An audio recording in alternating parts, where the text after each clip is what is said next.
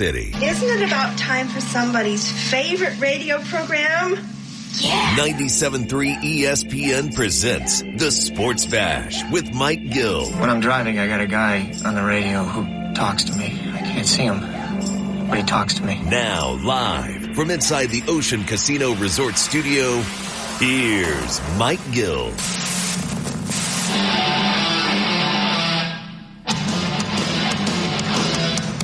We are live on a Wednesday edition of the Sports Bash, 97.3 ESPN, the 97.3 ESPN free mobile app, streaming live video on the X platform at 973 ESPN. What's up, everybody? I'm your host, Mike Gill. I thought it was Thursday because the Phillies have an afternoon game, which I generally associate with Wednesday, with Thursday, because Thursday's the getaway day a lot of times. But it's a getaway Wednesday for the Padres. Bryce Harper just went yard and tied the game up. Phillies 1-1 with the Padres in the rubber match. Actually, not the rubber match. Phillies won the first two. So we'll keep you up to date on that throughout the day. We've got so much to talk about today. Yes, sir. I thought you were just looking so much forward to the weekend that your mind was already a day ahead of time.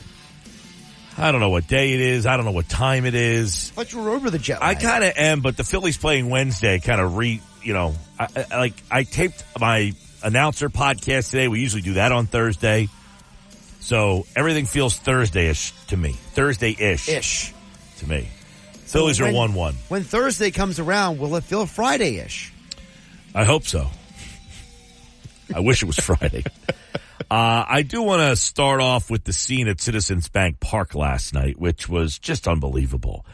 Phillies are down 3-2 in the ninth. Schwarber makes it a 3-2 game with the home run in the eighth. And then they end the inning with Turner ending the inning. They're down 3-2. They come to the ninth, and you almost felt like they were going to win this game. And Harper starts it off. Bone rips one.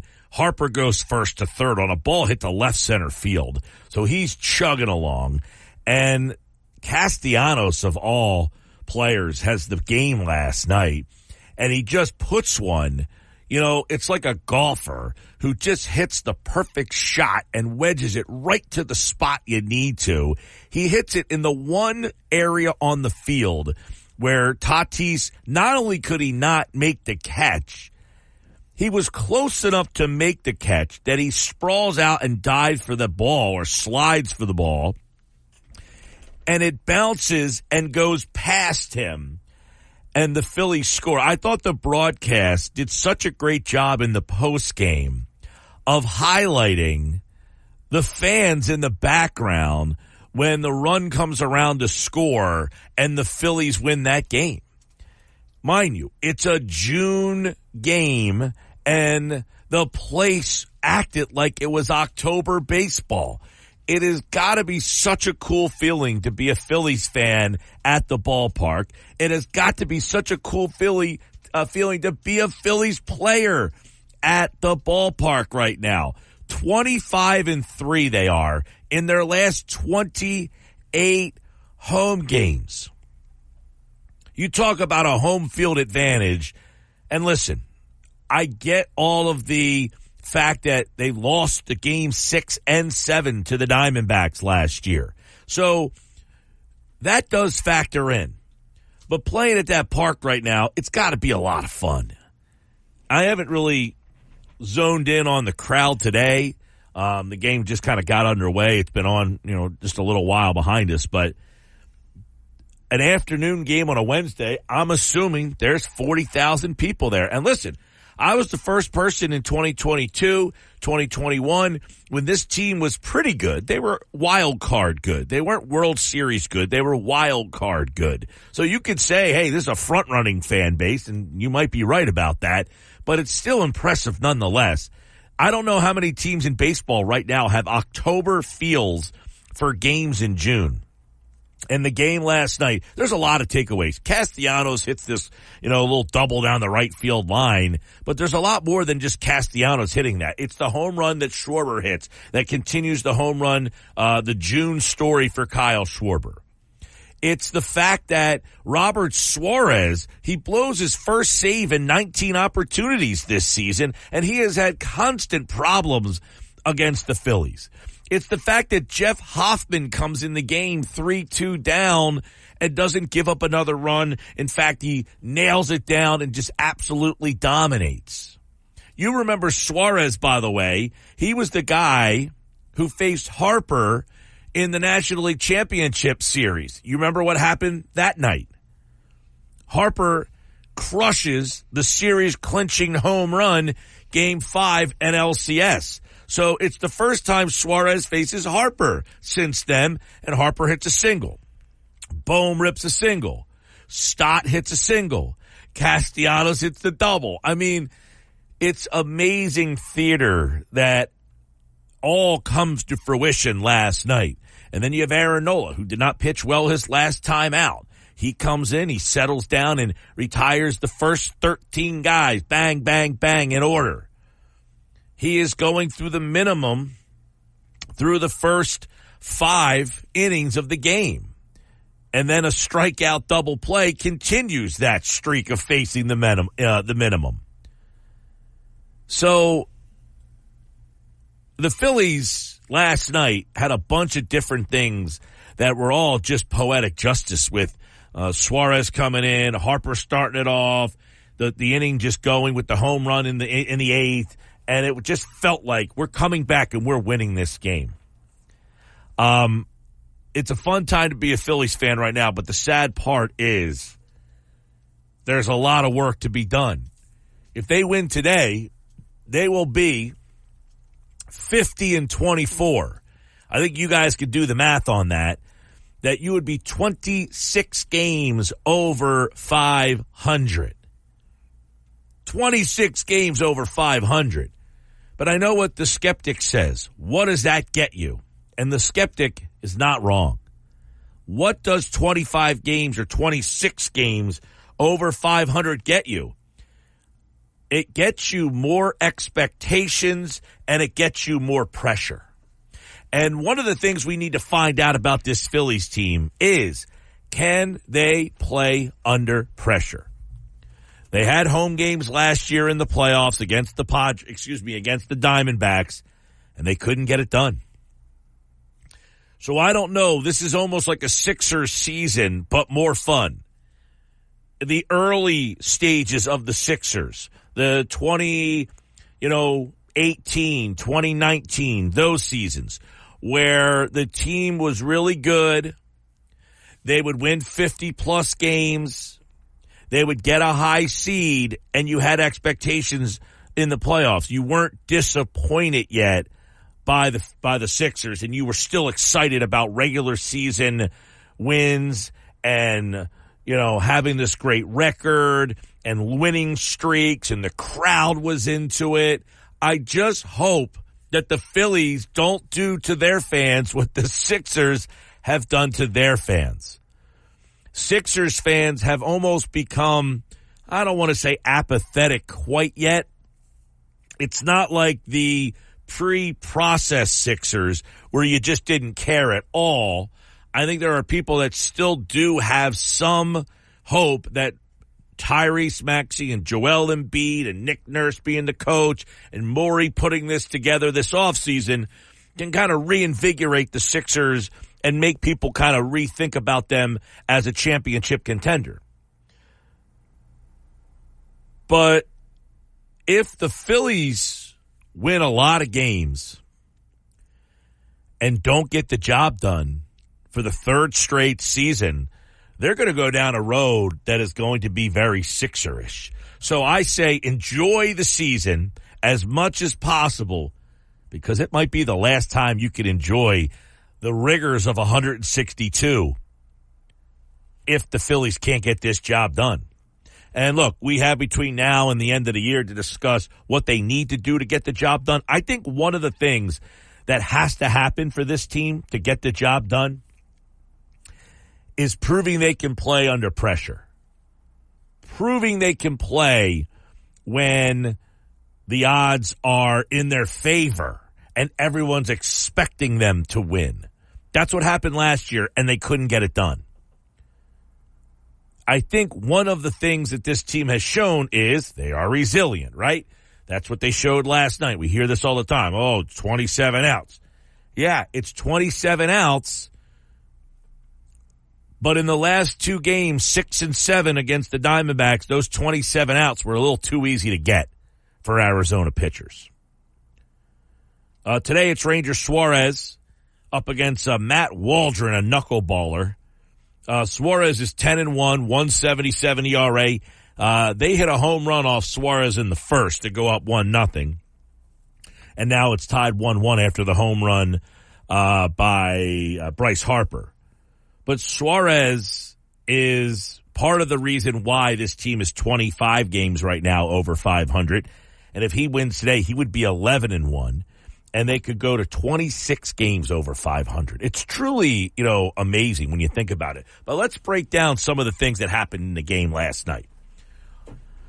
So they are the things that I'm looking at. Can this team play under pressure? Will this fan base still embrace? Now, this year, I think the fans are going to go, they're gaga for this team. They are cuckoo for Cocoa Puffs over this team right now. So I don't think there's anything that can happen in this season to detract the fans. They're going to draw. It's going to be packed. It's the hottest ticket in town. They are going to have the summer of a lifetime with the Phillies. They really are. I mean, this team is starting to give you the 2011 vibes in a good way. Yeah, so far, not bad. The ending for that team was bad. But this summer is giving you the 2011 vibes, where every night at the ballpark is fun. The pitcher's the best pitcher in the league every single night he goes out there. The guy who pitches the next night's trying to outdo the guy who pitched the night before.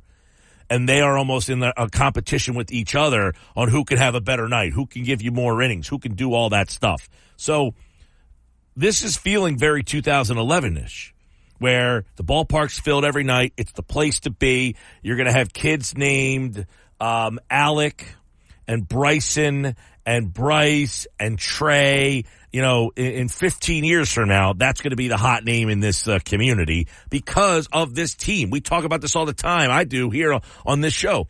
2008, 2009, 2010, 2011. How many people met their spouse at Citizens Bank Park? How many people met a girl or a guy that night at Citizens Bank Park that you have a fond remembrance of? That's what's happening right now. It's the place to be. What I want to know is if someone came to Mike Gill and asked him which Phillies player should they name their boy after, who would Mike Gill say, you know what, if you name your son this name, that's a solid, good name?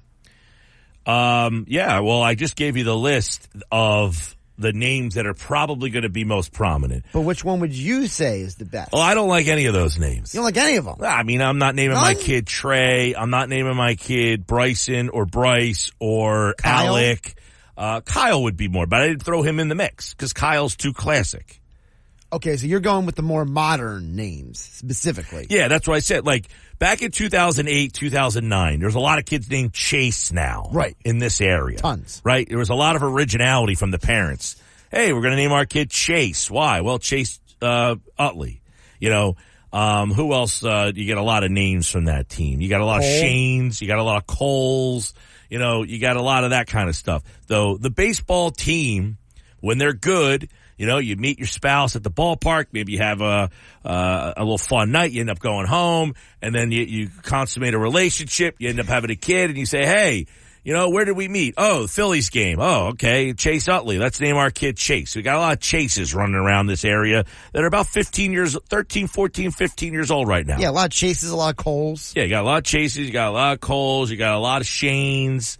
Right, you got a lot of I'm surprised there's not more Jasons with a Y running around. Yeah, he was only here for about 1 or 2 years. True.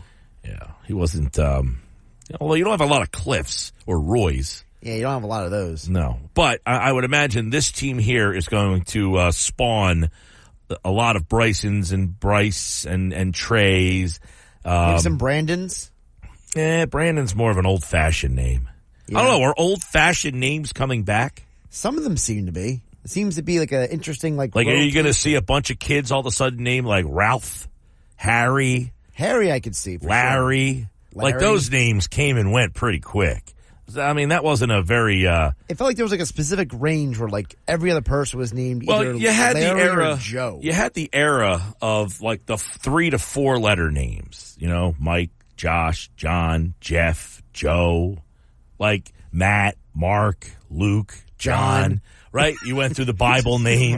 Right. That was the run that you went through. The Phillies, though, are about to change all that. You're going to get a bunch of guys and people. Ryan, there's another name. Someone just texted in. No Ryan. Yes, Ryan would be another one that you got that you're going to get. Yeah, I don't know. I mean, but this Phillies team is at the height of popularity. I was talking about before. If the Phillies don't end up winning this World Series, though, they are in danger of falling into the Sixers territory. Yes. Where their regular season fun, right now, the Sixers had a 52-win season. They were the number 1 seed. Yep. They've had 50-plus win years.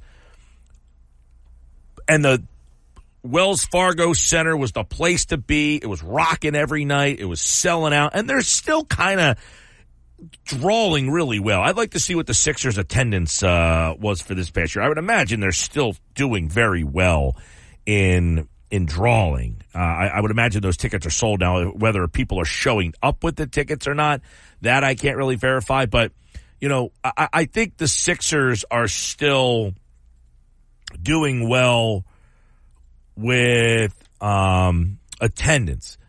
But if the Phillies have one of these seasons where they win over 100 games and they don't get the job done, and I know this sounds like a negative way to start the kind of day, but I'm just like disappointed thinking about this, like how much fun this team is and how that ballpark is just going nuts and this team is really good. But if they disappoint the fans again, whether or not you turn into that territory of I'll only believe it when you get out of the, like for the Sixers, they have to get out of the second round. Now the regular season doesn't matter. The Sixers could win 75 games next year. And I don't think people are going to believe in them until they get out of the second round. Agree or disagree? I think it's a very fair If they assessment. won 74 games, like, all right, they break the record. The fans don't care. I don't think the fans are going to believe in them unless they get out of the second round. And the Phillies are kind of interesting though. There was a while where the Phillies fans didn't believe in the Phillies because they kept getting close to the wild card but not getting there. Like during the Kapler years, they were like in the wild card mix and then they would fall apart in September and then vanish. And then they signed Bryce Harper and you're like, look, they got Bryce Harper. They went out and spent money on Bryce Harper and they were still in that mix with Gabe Kapler was the manager the first year Harper was here. And they were in the wild card mix until like mid-September. And people still didn't follow or care or go to the games. The stadium was still half empty. And then 2022 came and Gabe Kapler was gone. And Joe Girardi gets hired, by the way. The baseball guy. Gabe Kapler. And remember, he was the baseball guy. Yeah, I heard you the first time. But nobody liked him. People thought when they hired him, they were going to like him. Right. The problem was like the COVID situation. He kind of got everybody in that COVID situation got a raw deal, right? You coached in the 60-game season, yada, yada. But that being said, Girardi was supposed to be, okay, what was the problem with this team? They didn't like Kapler. So we went out and got Joe Girardi, World Series champion. That's going to make people believe in us. And people still didn't believe in the Phillies. Even after they went and got Bryce Harper and Kyle Schwarber, and they even went out and got Nick Castellanos. I mean, like, they spent a ton of money, and they got off to a terrible start. And then they hire Rob Thompson. The team goes to the playoffs. Then they go to the World Series. So the fact that the team got out of the Sixers equivalent, like they got out of the championship round and went to the World Series. They started at the World Series and now went back and lost in the NLCS. Like if this team wins 110 games but doesn't win the World Series, is getting back to the World Series enough for people to be re-excited about this team again next year? That's what I'm kind of wondering, because It took so much to draw if the Phillies didn't go to the World Series that 2022 season, and let's say they lost to the Cardinals in the wild card round, it wouldn't be the same. Would people be as invigorated about the team last year? Definitely you don't think not. so? No, because I think that making the playoffs for some reason has become a novelty for fans in this city. It's like so many fans look at making the postseason as, this is fun, this is nice, but I want more. And so, you have a team in the Eagles. The Eagles have made the playoffs, 6 of the last 8 years or 7 years, whatever it is. It's hard to compare to the Eagles, though. They only play once a week. What I'm saying is that they make the playoffs every year, and the fans are like, it's not enough, we want more. And so with the Phillies, I feel but my point is with that, you'll never lose the Eagles fans. They'll go to every game. Sure. They'll get crazy for every game. The place will always be juiced. But you mentioned about the Sixers. Sixers make the playoffs. People are like, whatever, I need you to make the Eastern Conference Finals. Yeah, but the Sixers are a unique situation in all themselves. They had people don't want to admit this, but nobody cared about the Sixers pre-process. 2002 to 2013, nobody cared about the Sixers. They made the playoffs plenty, but nobody cared. People, in fact, they would get to the playoffs and people would say, I don't care. They're going to get knocked out by Miami, or they're going to get knocked out by Cleveland, or whoever they got matched up with in the first round, and nobody cared. They never got out of the first round, or they never got out of the second round from 2002 to 2013 either. So then they end up losing for a couple of seasons there and dubbing it this process, which divided the fan base, yet brought the fans back. That gets lost in the shuffle. See, before, there was no split by the fans. All the fans didn't care. Nobody cared about the Sixers. Sure. Now you have a split divide of, because they went through this plan of losing games to go get talent, that made the building become full again. But that's kind of what happened with the Phillies, too, that nobody cared until they actually did something. Yeah, but they were really bad for that 10-year stretch. Right. But then horrible. They got mediocre. Right. They got pulled watchable. out of the mediocrity, and people still didn't support. Like, they became what the Sixers were in 2002 to 2013, just mediocre. Right. And nobody cared about that. It was like, hey, okay, you're a 83-win team that's just falling short of the wild card. Don't care. Right. It wasn't until after they went to the World Series. Because in 2022, when they went to the World Series, nobody cared. That's why I'm saying if they would have just made the playoffs in 2022, I don't think people had the same Yeah, energy. that's interesting. That's an interesting, you'd have to really poll the audience of like, if the Phillies never made a World Series in 2022, now they lost, would the support be the way it is right now? Now, I think this season being 25 games over 500, it would probably start creeping. Yes. But it's fair to ask, 2022, the attendance was not good, right? It was not good at all. They go to the playoffs, attendance is great. 2023, attendance is very good all season last year, which surprised me, by the way. So 2 points for the Phillies. Fans, I should say. And now this year they're off the charts. So if the World Series never happened, they didn't go to the World Series, where would this organization be right now? Like, did that accelerate things? I think it's a pretty interesting, thing to kind of look at. Sports Bash Live, 97.3 ESPN, the 97.3 ESPN free mobile app. The exact number for the Phillies before they went to the World Series, they were averaging 28,400 fans a game. That was 16th in baseball. Yeah, middle of the pack. The next year, after they go to the World Series, they're averaging 38,100. They had a 10,000 fan increase just because of the World Series per game. It's like Michael King's delivery last night. So that was funky. It was interesting. Something. I don't know if I could actually hold that kind of balance to do that, but it's not Johnny Cueto. Nah. Who's the guy from the guy from Cortez from the Yankees? He's got all sorts of funky double kicks and keeps himself all balanced. Yeah.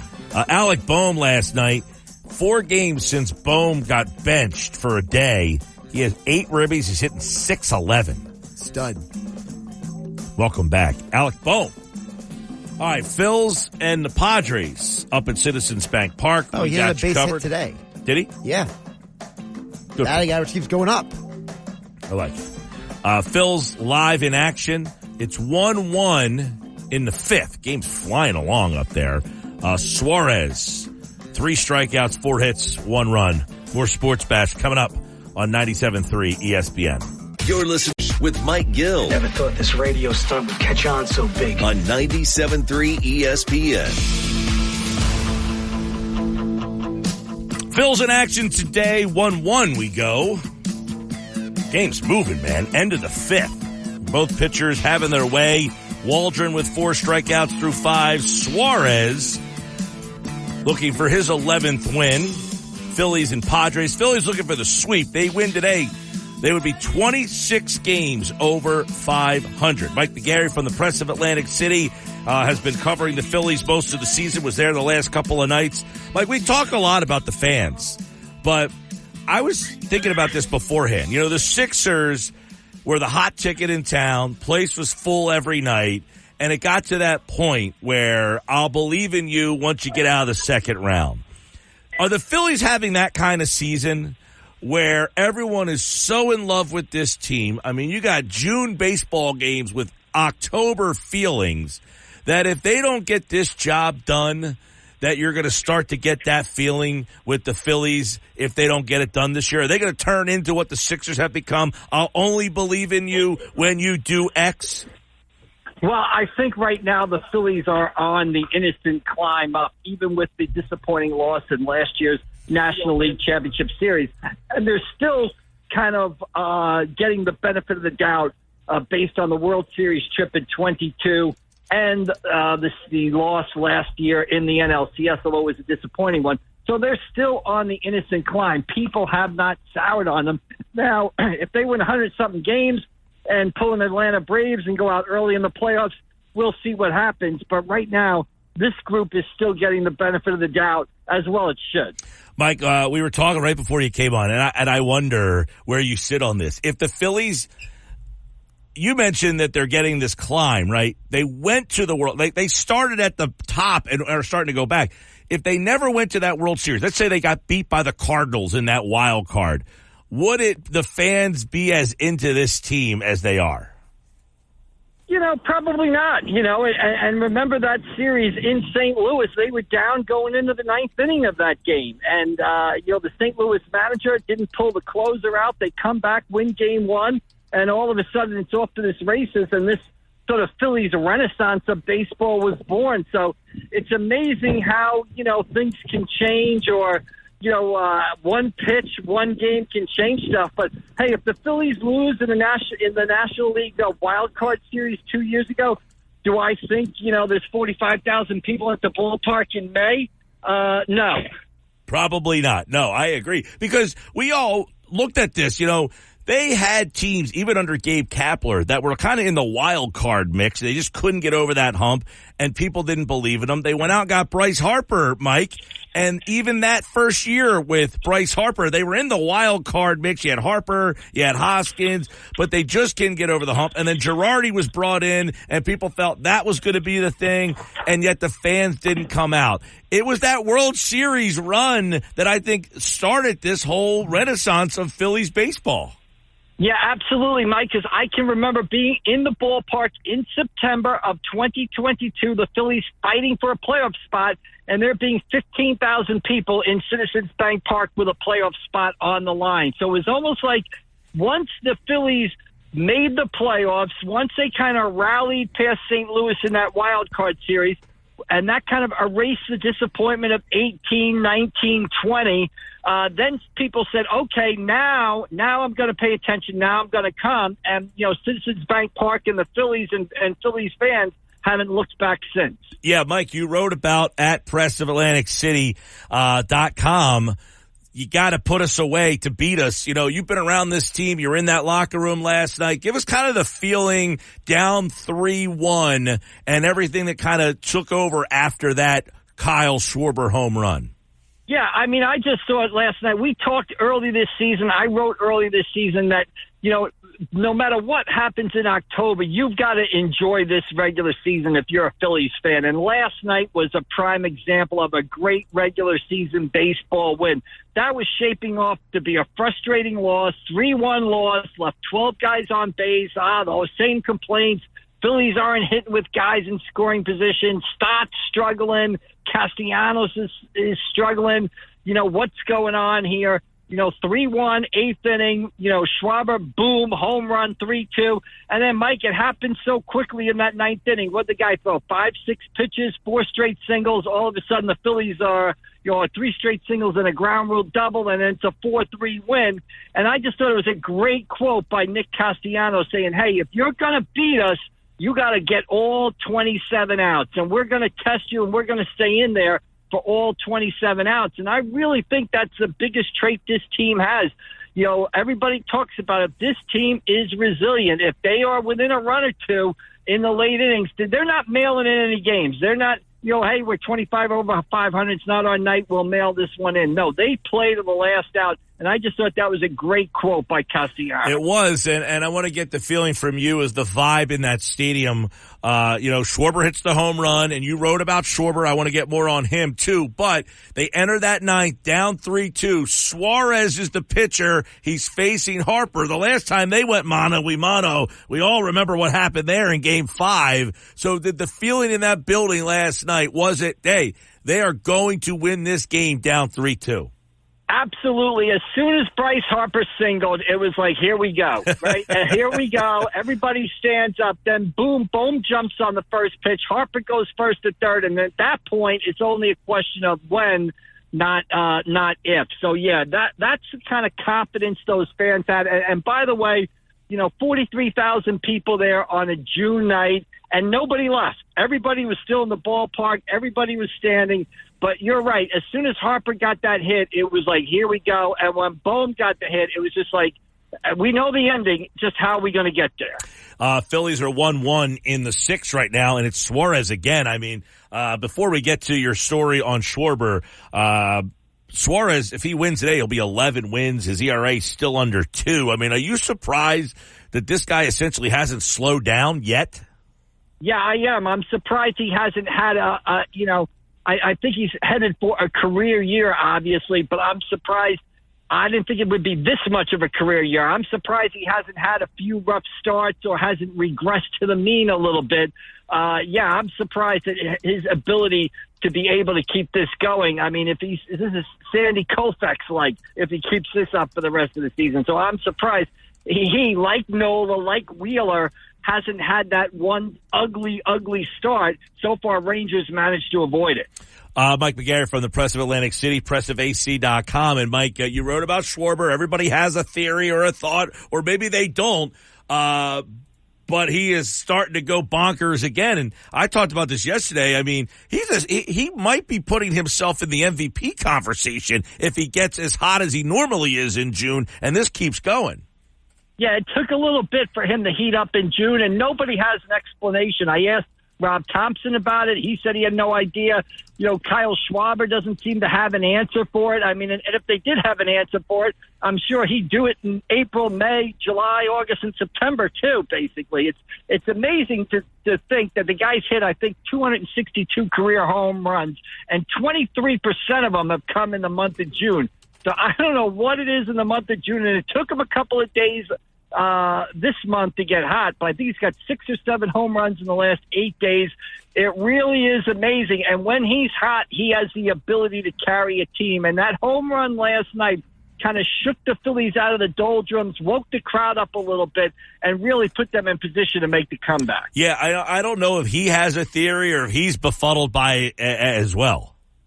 Yeah, I think he's just like, what he says is he tries to come in and be the most consistent guy he can every day and sort of put the work in and just be consistent from that angle. But obviously it's just one of the crazy things, baseball-wise, his dominance in June. And like I said, if he figured out the reason why, I'm sure he'd put it into play in July, August, September, April, and May, too, so he could hit the way he hits those months. the way he hits in June. In your mind, Nick Castellanos coming around or still questions? Coming around, kind of is what he is. I think you're going to get moments like you had last night, but I think, this is about 2.5 years of the sample that we've got now from Castellanos, and he's either really, really good or he's really, really bad, and unfortunately he's kind of really, really bad more than he's really, really good. So I just think maybe this is what we've got here with Castellanos, a real streaky hitter who really, rides the streaks both good and bad. I think this is what we've got from him. Yeah, the question I guess I would have is last year he was, I don't want to say really, really good, but he was good. And that wasn't good enough. Is this team able to be its best self with this version of Nick Castellanos? Or as we look at the trade deadline, is that the spot they have to think long and hard about?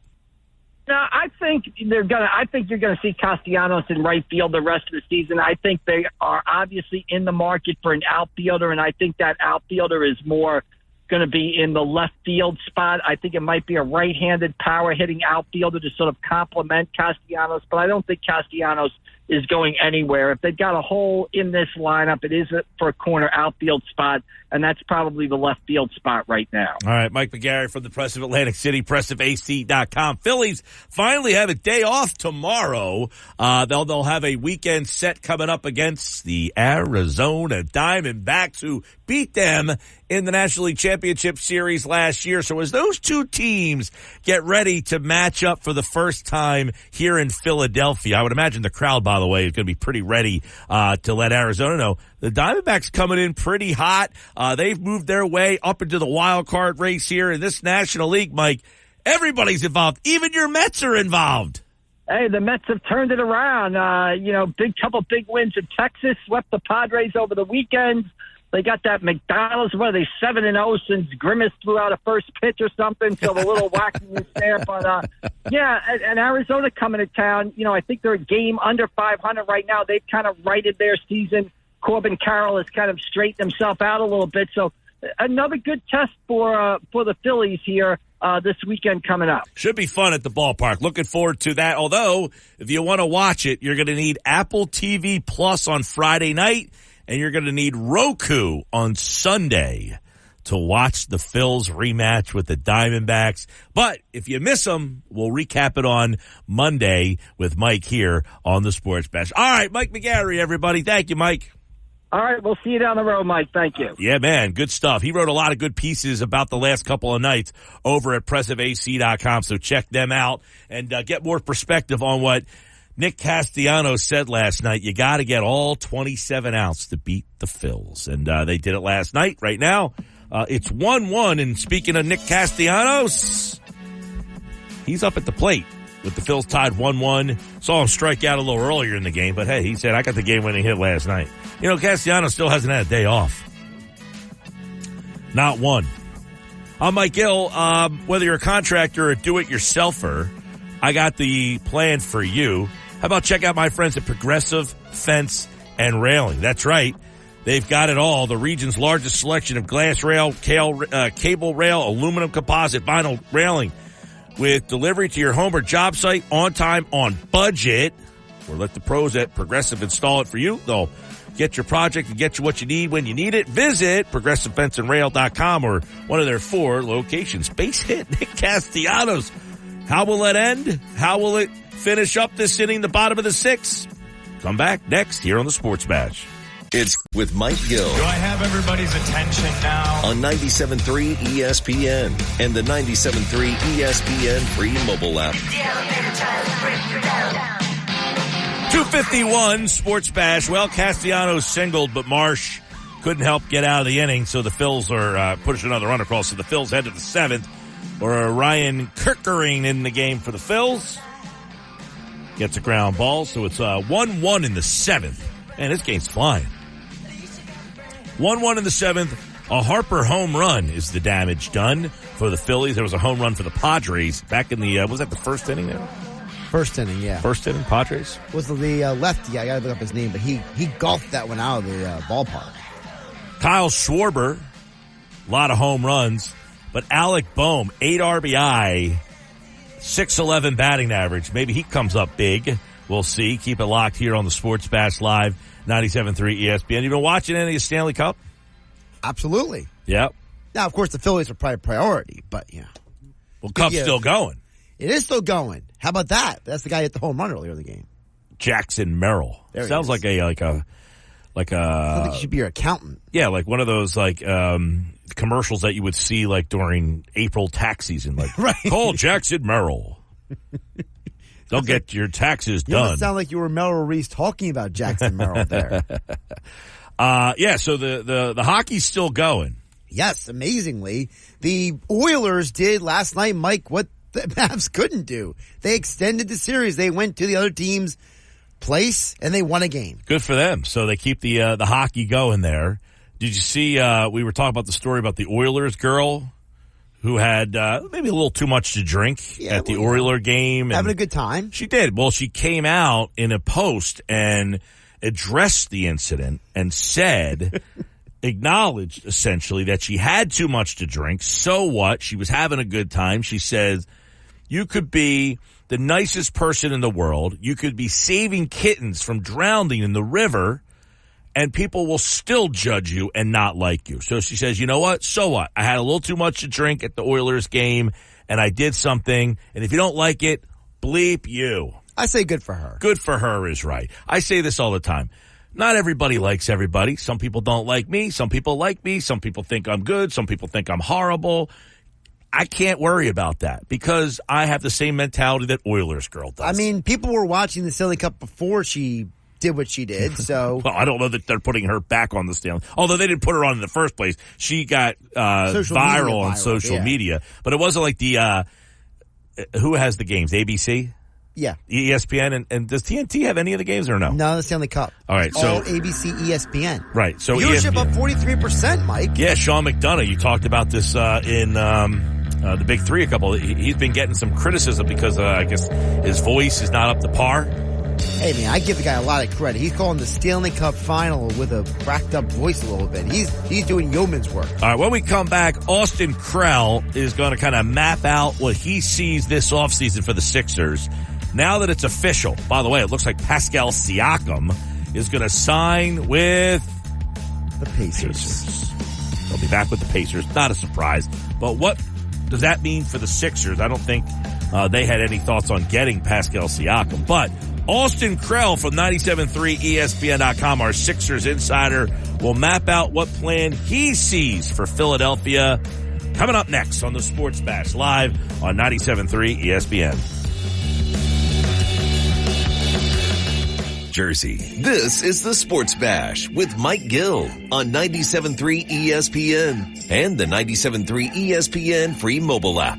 Now live from inside the Ocean Casino Resort Studio, here's Mike Gill. Padres have taken a 2-1 lead. Orion Kerkering, my guy, come on, Kerkering. Not sharp today. Gives up a run. 2-1 Padres, top 7. We'll keep you up to date on that. We got some hoops on our mind, though. Austin Krell, 97.3 ESPN.com, Sixers insider. He'll be busy this offseason, and he's got a couple of things we want to pick his brain on as the official start of the NBA offseason is pretty much underway. You can start re-signing your own free agents. Free agency opens on the night of June 30th. And, of course, we'll have more on that July 1st when everything should start happening here. What could the Sixers' plans be? Let's start at the top, though, Austin. Are you keeping your eye on any of their current free agents and them returning back to Philadelphia? They got a lot of them. You got, of course, Oubre and Nick Batum and Kyle Lowry, Buddy Hield. There's a bunch of them. DeAnthony Melton, Cameron Payne.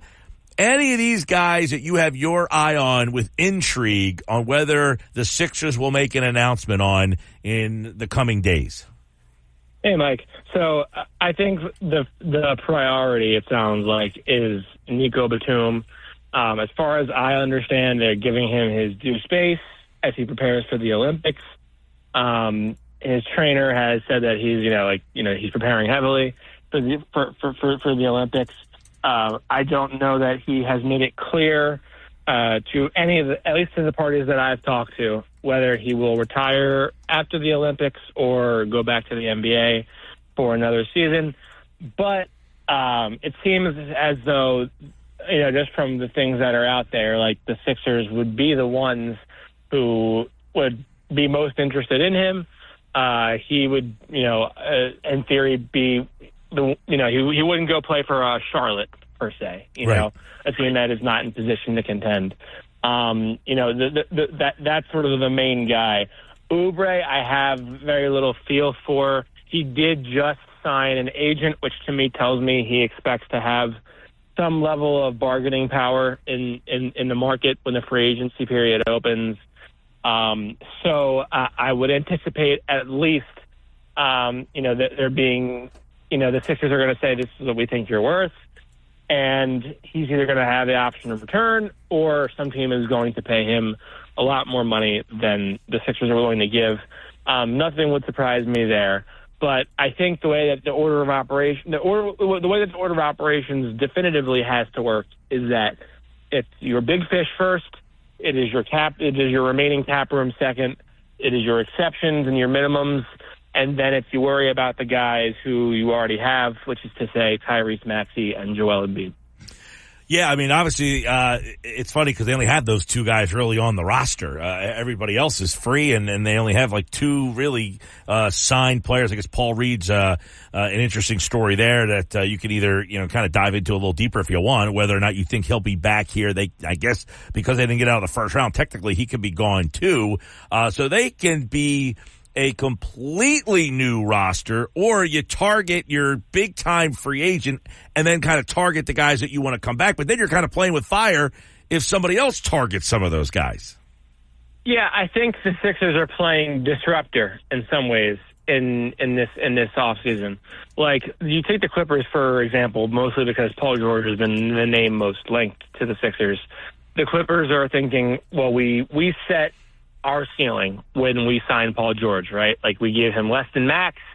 No one on the team should dare expect that they're going to be worth more than Kawhi Leonard, given that, he is his cachet as a champion, what he's done. So as far as that goes, I think there is a lot of room to go for the Clippers and Paul George to negotiate a deal.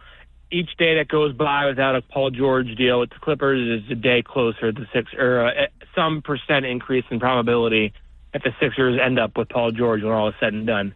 I do think it is monumentally important to include the fact that when the Sixers traded James Harden, they got not one but two first-round picks back. They got one via the Oklahoma City Thunder. Protections on that, I haven't dug into that yet, but there is a 2028 first-round pick via the Los Angeles Clippers that is unprotected. And what that pick represents is a bet, essentially. The Sixers are saying, we dare you to pay all of James Harden, Paul George, and Kawhi Leonard, and that pick is you're going to be so done by 2028 that pick is going to be worth a lot, and we can get a lot for it. Or it's going to be to say, we have forced you to give up draft equity, significant draft equity, to acquire James Harden when they did that trade it feels like decades ago. And with that, it's hard for you to look yourselves in the mirror and say, we're cool with James Harden walking away after just one season, if it means keeping the core of Kawhi and Paul George together. So I think that deal and getting those two picks put them in a very good position to be a disruptor for the Clippers and other teams, frankly, if they're not willing to pay up for their stars.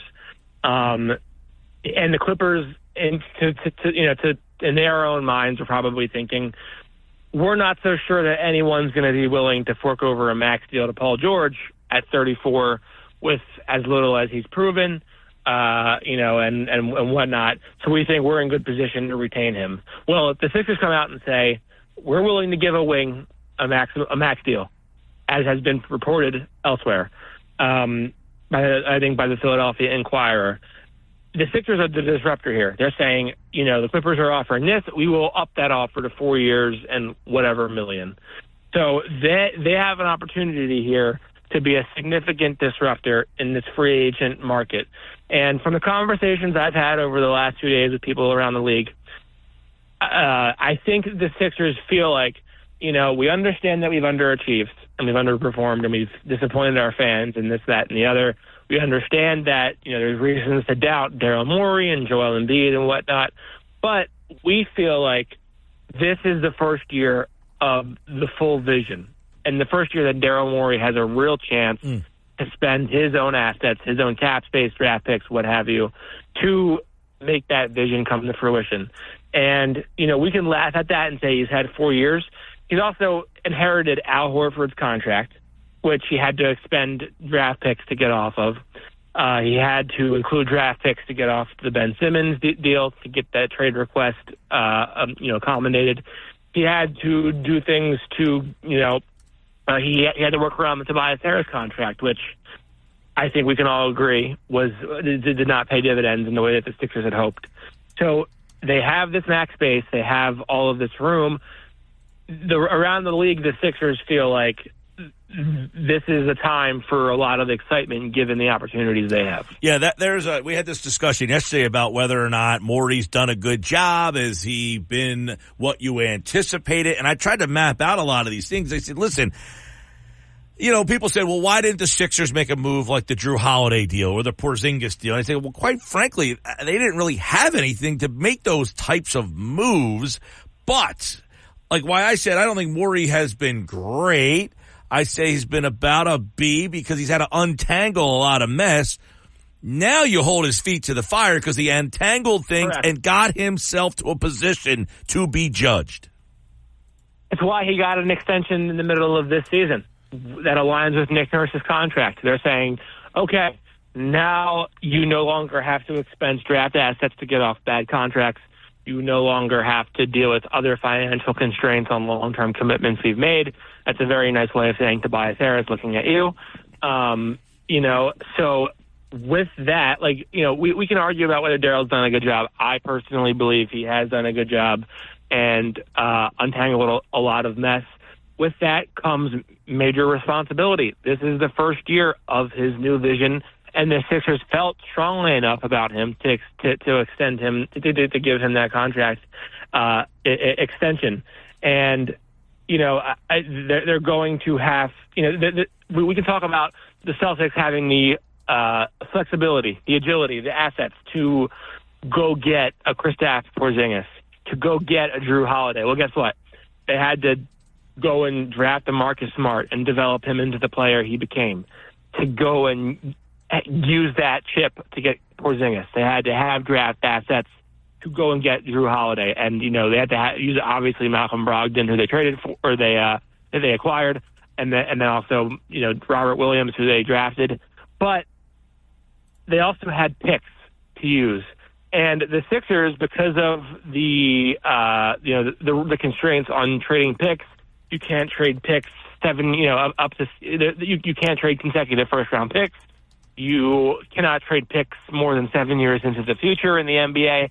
So there were literally league-imposed constraints to what he had to work with in his first couple of years in Philadelphia to make significant moves. And this is the first off season where he can make a significant move. The only chip he really had was Ben Simmons at the time, which he tried to cash in on, didn't work, and then it completely fell apart when Ben Simmons collapsed in playoffs. Yeah, the Ben Simmons thing, too, that was not something that he was really a part of. It just kind of fell into his lap, so he ended up having to do that. And then people said, well, he ended up with James Harden, and then he perpetrated that problem. I would say, yeah, fine. You want to blame him for for going to get James Harden? Sure. I don't have a problem with that. But I thought he also did a pretty good job of getting return for Harden once Harden decided to be a malcontent. Yeah, like I said, those two picks he got back for Harden, I think, and I'll write the story, in the coming days. I think if the Sixers end up with Paul George, we're a major, major domino effect in that all happening. Because the Clippers are staring at that CBA and they're saying that new second apron scares the daylights out of us, and we don't want to be inflexible as a team. We have this money committed to Kawhi Leonard. We just traded 2 first-round picks less than a year ago for James Harden. We have to pay him. And given what the current environment is in the NBA, given the constraints of the current CBA that's going to be in place, their thinking is clearly their thinking is we don't feel like being, show me the money with Paul George. And that opens up the door for the Sixers to be like, hey, we need a wing who is a star-level player who can create his own shot. So I don't know if that was the Sixers' thinking at the time, but I do think that there is a domino effect at play here where the Sixers forced the Clippers to put so much equity into getting James Harden that it's now as if you wonder if Paul George is the odd man out. Austin Krell covers the 76ers for 97.3 ESPN.com. Paul George is the biggest name. Is there any other of the secondary free agents or even the top-level free agents that you think are in play or worth diving deeper into? So I think there are a couple. Like, we can talk about Mikal Bridges and, Brandon Ingram and whatnot. I think Ingram poses an interesting scenario, mostly because he does not have many years left on his deal. So he is playing for a new contract. And when you're playing for a new contract, as Kelly Oubre was with this coaching staff and with this team, you can you have a little bit of cachet to whisper in their ear, hey, if you want to get that big payday, you want to look your best here, this is what you got to do.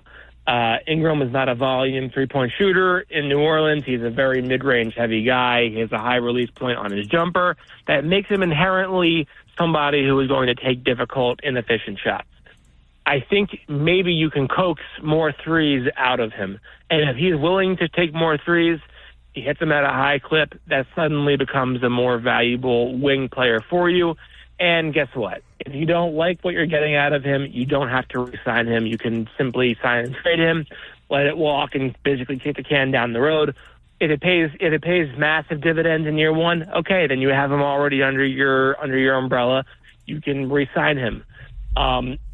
People talk about Mikal Bridges and Lauri Markkanen and other guys.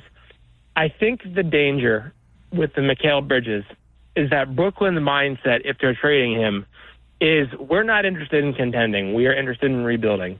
And when you're in that mindset, you are thinking about, I don't really care what the Sixers want. I don't care about sending this guy to the Sixers. I care about drumming up as much value as I can for my best player and starting a bidding war of draft picks. And then you're going to have teams like Oklahoma City in the mix.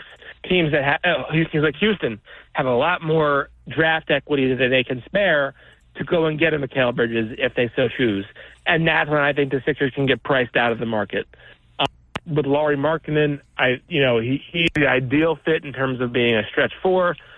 I think he is somebody who I have questions about, if only because, number one, he played for he started out with the Bulls. They were not a very good organization. He had trouble there, goes to Cleveland, gets a little bit better there, but still not great. Really flourishes in Utah in a scenario where there's not much at stake. So I do wonder if, is that guy more a capitalizer on a low-stakes environment? Capitalist on a low-stakes environment, I should say. But his skill set is the perfect skill set. I also think, Danny Ainge is going to want every single draft pick you have to get Lauri Markkanen.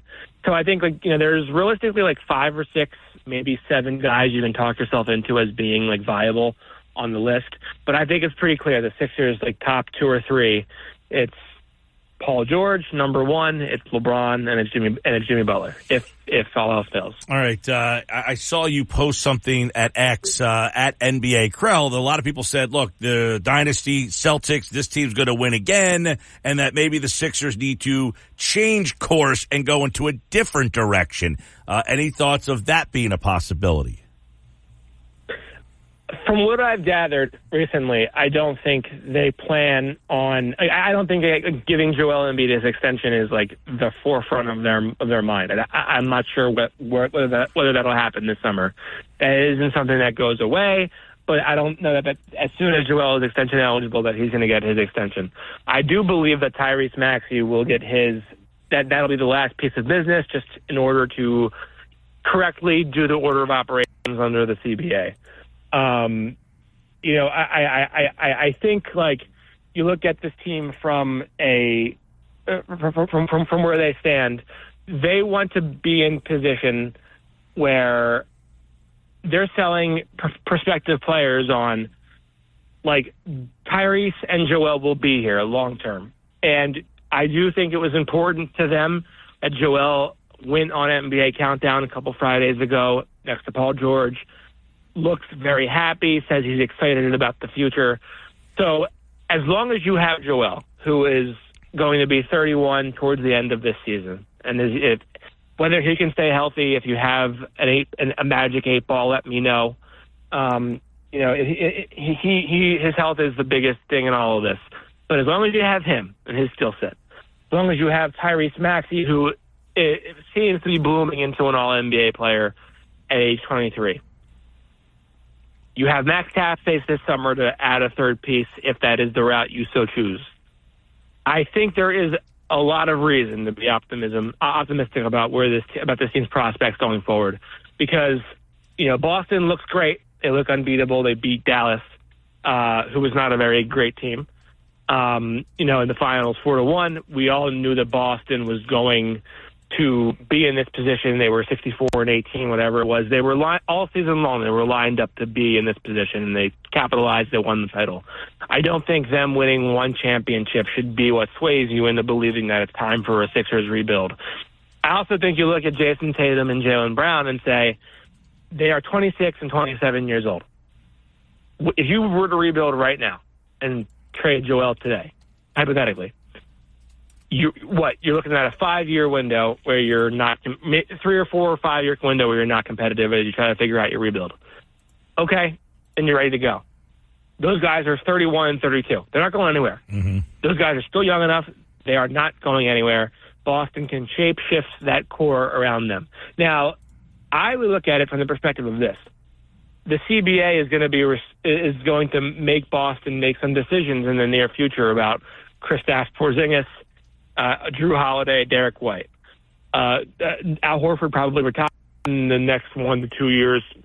Realistically, they have another 2 years, maybe at least, to contend. But for right now, I think it is not all said and done in the East for the next decade. They are not a dynasty. They have won exactly one title. They have won one title. Their road to get there was not the strongest road when all was said and done. That is not to discount them, but it was not the strongest road to get there. Joel hinted at that. Correct. And so my mindset as someone who covers the NBA would be, look, you only get so many Joel Embiids in the NBA, guys who are consensus top 10 players, top 5 players, two-way dominant stars. As long as you have that guy, as long as he is bought into you, as long as he is healthy and in his prime, you have to go for it because you have absolutely no idea what could break your way in any given year. Any interest in Klay Thompson? Klay Thompson's skill set is obviously very interesting. His age worries me tremendously if he's looking for a maximum deal. I would say he is far down on my list, like below DeMar DeRozan, maybe at that level of a guy. Like just because he's lost not just one but many steps defensively. Go ahead. Yeah, is there a big man? I know Drummond's name always seems to come up since he's been gone, but is there a big man that you would have your eye on? Well, as the Philadelphia Inquirer reported, they're looking at a big man who could back up Joel. I think the problem with using the big man as a position of draft is that big man and point guard are the two hardest positions to play as a rookie. And so I think you have to look, if you're looking for immediate impact, you're looking at free agents, maybe that's Andre Drummond. Paul Reed's contract is not guaranteed. They could use that in a salary moving trade if they desired to. They could also say, hey, we like Paul Reed. Why not see what why not see what growth there is left there and continue to build on him? If you ask me, I think that he was not properly used in the playoffs. They used him in a drop coverage. He is not a traditionally sized big man, so that made him look worse. I think he should be used in a more switch-oriented scheme defensively, and Nick Nurse did not do that. So our last memories of Paul Reed are not great, but I think maybe he's a guy who you waive and then re-sign at a lower number, or if there's a trade or if you think you have a guy like Andre Drummond available to you, maybe you use Paul Reed to trade. All right. Well, it's going to be interesting, and it all starts right after the draft, which is next Wednesday. And the draft you can listen to, actually, it's a week from today, Wednesday, the draft on June 26th, and you can hear that right here on 97, at least the first round. And we will be there in person. We will be there live from Sixers HQ. Very cool. Yes, and we'll be catching up with Austin as soon as free agency opens on Monday, the 1st. That actually starts on the Sunday night, but we're not on the air Sunday night. So Monday we will be live with a free agent preview of everything that happens. Austin Krell at NBA Krell. Check him out and follow him this offseason for all the Sixers news and draft night. Thank you, Austin. Thank you. Great job, man. Awesome stuff there. There you go. A little preview of what Austin's looking at as we get ready for that. He's going to be at the draft. We'll talk to him draft night. That is on Wednesday the 26th. And, of course, he will be live in studio for a free agent special on Monday, July the 1st. That's right here on the Sports Bash live on 97.3 ESPN. Well, it's 5-1. Phils are trailing now as Soto came in and gave up the big hit, but it was Dominguez who loaded the bases. And what else happened there? Marsh misplayed a ball again, Mike. Where's he? He was playing left at the start of the game. He horribly misplayed the ball coming at him. I mean, I don't know what he thought. I don't know if he missaw the ball in the air or what. I'm saying, is he playing? He was starting in left, but did they move? Has he moved? I don't remember them moving him. I just saw him. He was coming in for the ball, right? And it was almost like he misread it, and he almost trips over himself trying to reach for the ball, and it bounces right past him. I think they moved him to center, honestly, because I believe it was Castellanos who came in and backed him up on the play. Well, they moved him to center. That's something they're going to have to start, taking under consideration. If he isn't center, I don't know. I know they moved a couple guys here or there. With defensive changes, but there we go. Oh, yeah, he's playing center field. Oh, that's not a good play. That's not a good play. Yeah, you saw it. Yeah, you got to keep that ball. Yeah, they just moved him to center field. I just saw the change in the box over here. Yep, so. He was starting in left today. He's in center now. That's not a good play, and it cleared the bases. It's now 5-1. 3 bad plays in 1 week from one position. What is wrong with this guy? Well, he's just back off the injured list. Maybe that's what's wrong. I don't know. I definitely think that's a play that he either should have kept in front of him or made.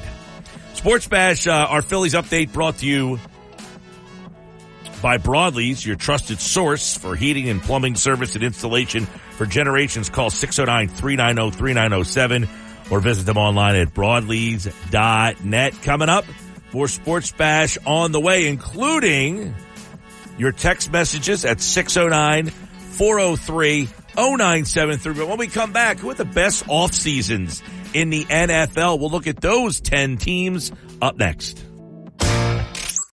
At Grand Canyon University, we believe in equal opportunity, and the American dream starts with purpose. Whether your pursuit involves a bachelor's, master's, or doctoral degree, GCU's learning environments are designed for supportive networking and collaboration. With over 330 academic programs, GCU provides a path to help you fulfill your dreams.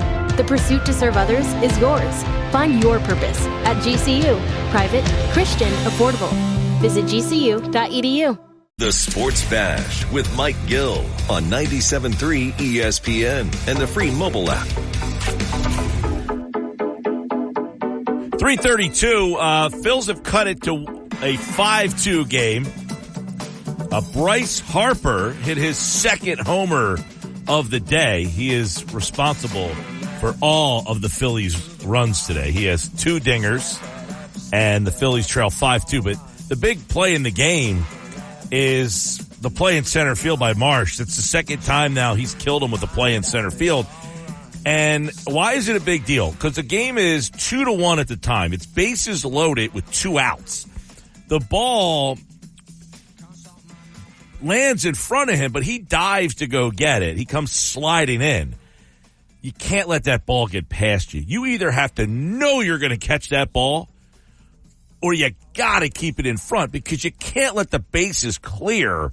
And now you have a 5-2 game instead of maybe a 3-2 game, same as you had last night. 3-2, a lot more makeable of a putt than a 5-2 putt. And unfortunately, the play in center field by Marsh, if they lose this game, you're going to look back and say, especially if they score another run and lose 5-3 or 5-4, you're looking at that play and you're saying, you gave up some defense here and you're playing Marsh in center field. These little things, these are the little things you're going to be looking at.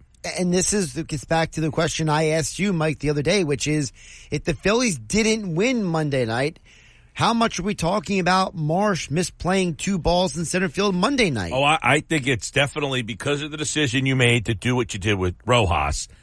And listen, I'm not being critical of the decision of Rojas, because somebody had to go. Right. I get the options thing, but I also asked the question. At the beginning of the year, you could have sent Rojas down and gave Dahl the opportunity. At the beginning of the year, you didn't make that election. You went the other way around and kept Rojas. I don't know that Rojas did anything to earn the job. Let's say Rojas was hitting .290 and playing the same center field. Would they have kept him up here? Yes. So then I think you probably, again, I'm not being critical of getting rid of him. I'm just saying, you decided that defense was not as important, and now it has cost you possibly today in this game. And now another mental error by the Phillies. So Ruiz, Mike, he was running to the bag to cover for Harper, but he didn't run to the bag. He ran to around the bag, caught the ball fielded by Bryce Harper, then tried to put his foot on the bag. He didn't run, put his foot on the bag, and catch the ball, and it allowed now the runner to be safe at first base. So mental errors are hurting this team, and is probably the reason why they're going to lose this game. Well, they're down 5-2 in the ninth. We'll keep you posted here on the Sports Bash Live 97.3 ESPN. A couple text messages, Mike. The Phillies fans gave fans hope when they went to the World Series. That's all fans need to show up. First round eliminations by the Phillies and second round exits from the Sixers don't inspire much hope for greatness. Philly fans have come to expect the playoff, and appearance doesn't satisfy the masses. We were talking about, this is a John from the Villas is referencing to a conversation we were having earlier, to where we wondered if the Phillies never made that World Series 2 years ago, would the team be as popular and the fans be as behind this team? Because you got a taste of that World Series. And getting to the World Series, how much fun was that run? And it's like, you want that feeling every year, and you know you can't get it every year, but getting it the first year when you didn't expect it, now that you followed it up with another playoff and now you're out to where you are now. Right. Man, it's like if the letdown would be epic if they don't get the job done because of how much excitement and fun this regular season has been. But as McGarry said earlier, enjoy the regular season, have fun with it. You know, it is what it is. I mean, like, you still have to enjoy sports for what they are. They are long journeys. Listen, we don't hate the 1993 team because they didn't win the World Series. That is still a beloved team for Phillies fans. It is, and one of the reasons why it's so beloved is because it was so out of the blue. That's true. It was so unexpected. You didn't think that team was going to be a World Series team, and they took you on a wild ride, and it was a memorable ride because the next year the team fell apart and broke down, and basically they were bad from 94 until 2007. Right. I mean, people forget the 2007 team did make the playoffs. They did. They lost to the team that went to the World Series, the Rockies. They got beaten a wild card by the Rockies, but then they got to the playoffs in 07 and then won the World Series in 08. So that launched an era of Phillies baseball in which the fans were starving for that feeling again. And getting to the World Series in 2022, I think, made you, again, starved for that feeling of, oh my God, I got to get back there. Oh my God. And then getting to the playoffs last year, you're there again. So I do think that this team now has a lot of pressure building on it with the amount of wins they're piling up, the amount of fans that are showing up, the intensity of the fans every single day. It's just going to keep building and building and building. And now we misthrow the ball over the second baseman in their center field. I mean, this is turning into bad news bears here. Well, you're acting like this is a team that's 26 games under 500. I mean, I get it. They're not playing well today. It's because they're 26 games over 500. I expect them to make these plays. Yeah. I mean, look, just let throw got away from them. I mean, happens. I mean, they're not perfect there, Josh. Boy, are you a Judgy McJudgerson? Well, I mean, it's the play in center field. I think Ruiz. is the play in center. I didn't see the Ruiz play. That throw there just got away from him. I mean, that's Marchand, by the way. He's not a regular. I still expect competent catching. Yeah, I mean, do you expect 100% of the throws to be accurate? It sounds like you do. You want 100% of the throws to be accurate. These are Major League Baseball players. No errors ever. Not allowed to ever make an error. I didn't say not make an error. Well, that's what you just said. No, these are, you said, that's not a dumb play, that's an error. Well, yes, in the most literal sense. I'm just saying that there's a point in time where it's like, how else am I supposed to judge it? He made an error. It was a bad throw. We're acknowledging that, but I can't say, like, Marsh's play is a bad decision. Right. The decision he made to go after that ball, he can't make that decision when you're trailing. You got to keep that ball in front of you. Marchand, it just makes a bad throw. That is a physical error. It's not a mental error. So you're taking if it's a physical error, I can live with it. If it's a mental error, that's where you say that's a problem. Yeah. Yeah. Okay. A physical error is going to happen. I can't expect perfection.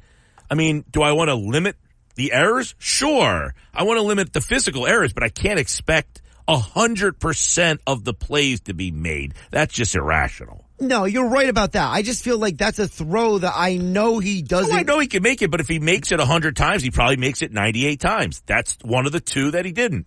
And it just happens on a day where there's other things happening that unfortunately has added. Now, did they get out of the inning? I think they did. Yeah, they did get out of the inning. So maybe I'm being a little bit emotional and overreacting to it. Yeah, but you're not. Still, I mean, this is unnormal. This is not normal that you're just. Now, I didn't see the Ruiz play. The Ruiz play. He is a reliever. They don't do that. It was a ground ball to first, and it's the PFP, the pitcher covering first. Okay. Yeah, it's if I had to rank them, Marsh is the worst play. Then I would go. Marsh is definitely fair to be very critical of. I blame Marchand in the throw more than Ruiz, even though the Ruiz one is frustrating. Like you said, the pitcher doesn't usually run that play. I mean, they probably practiced that back in February.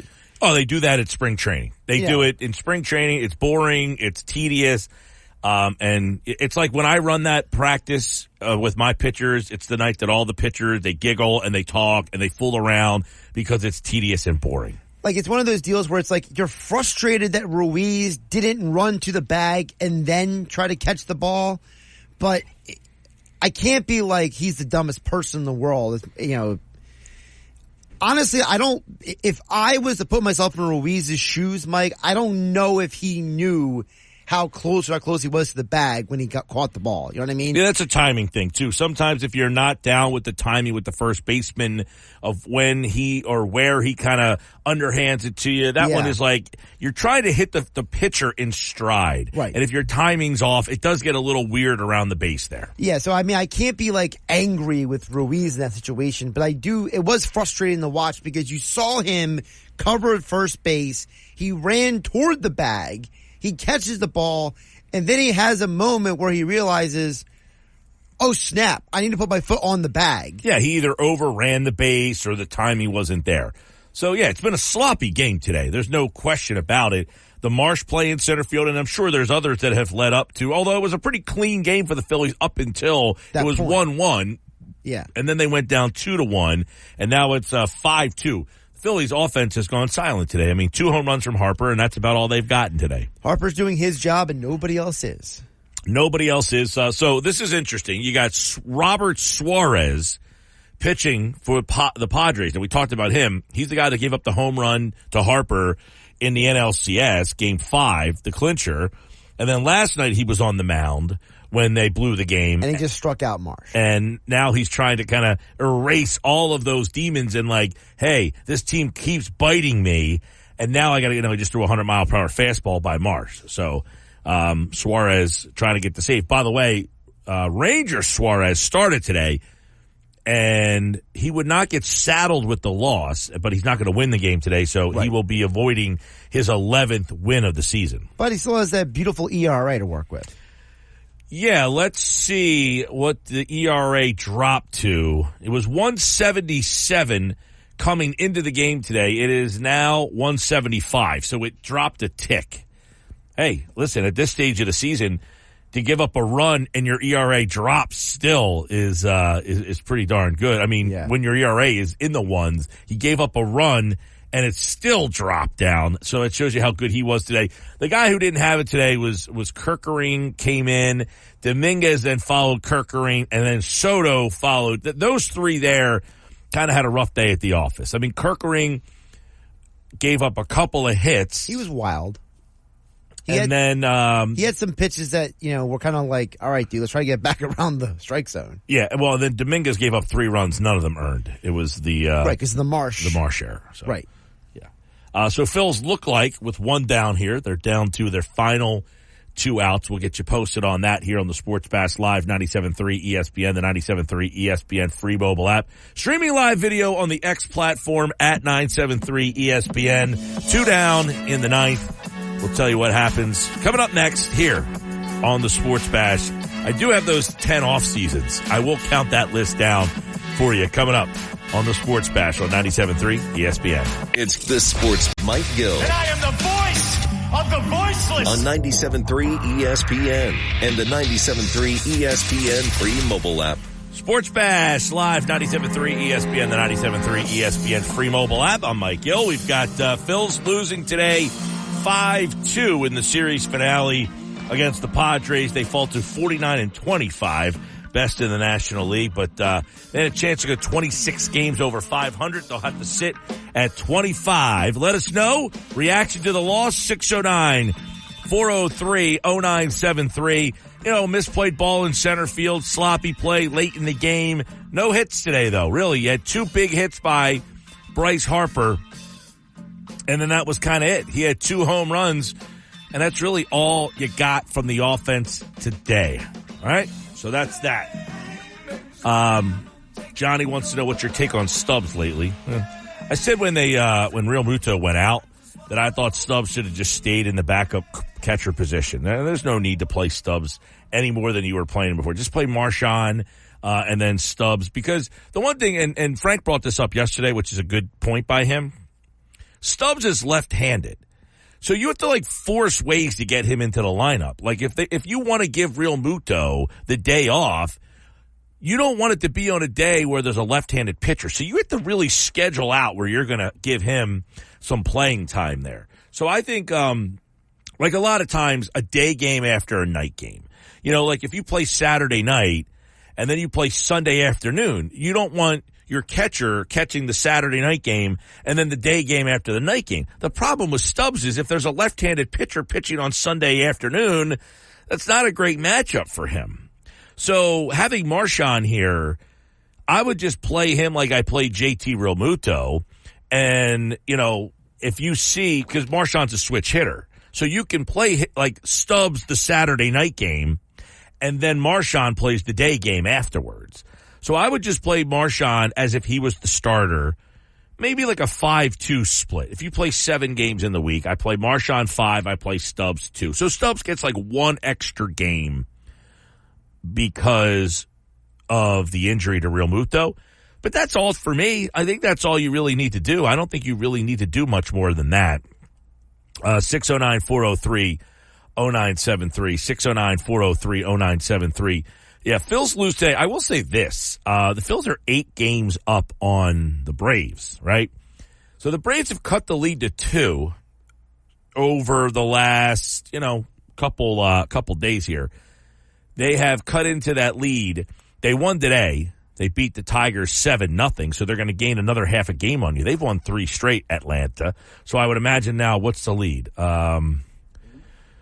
It was 8 entering the day. They won You lost, so now it is 7. So the Braves are only 7 back now. They've cut that lead a little bit. I mean, that was a 10-game lead. They've cut 3 games, lopped 3 games off, and they are now 10 games over 500, Atlanta. They are starting to find their way a little bit here. And I will say this, 7 games is a nice lead, but you got to make sure, you don't want to go into the All-Star break with Atlanta kind of looming again.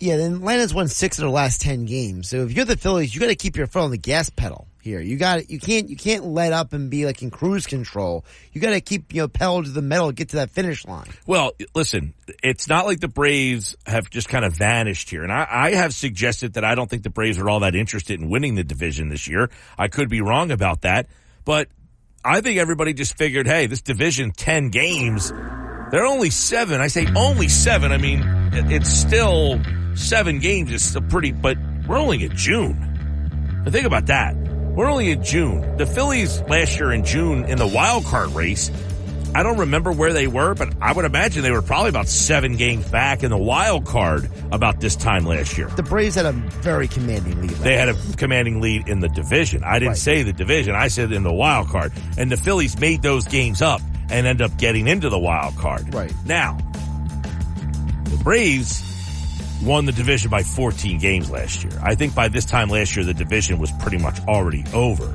But keep this in mind. Both teams are off tomorrow. And then Atlanta starts a series with the Yankees. And you have Arizona.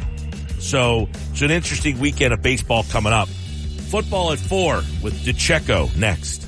97.3 ESPN presents The Sports Bash with Mike Gill. It's time for Football at 4 with Andrew DeCecco, powered by the Inside the Birds podcast. We're never satisfied. That hunger for more. I have it. Everyone has it. Now live, this is Football at 4. Football at 4 is powered by the Inside the Birds podcast. It's brought to you by Bet365. Whatever the sport, whatever the moment, it's never ordinary.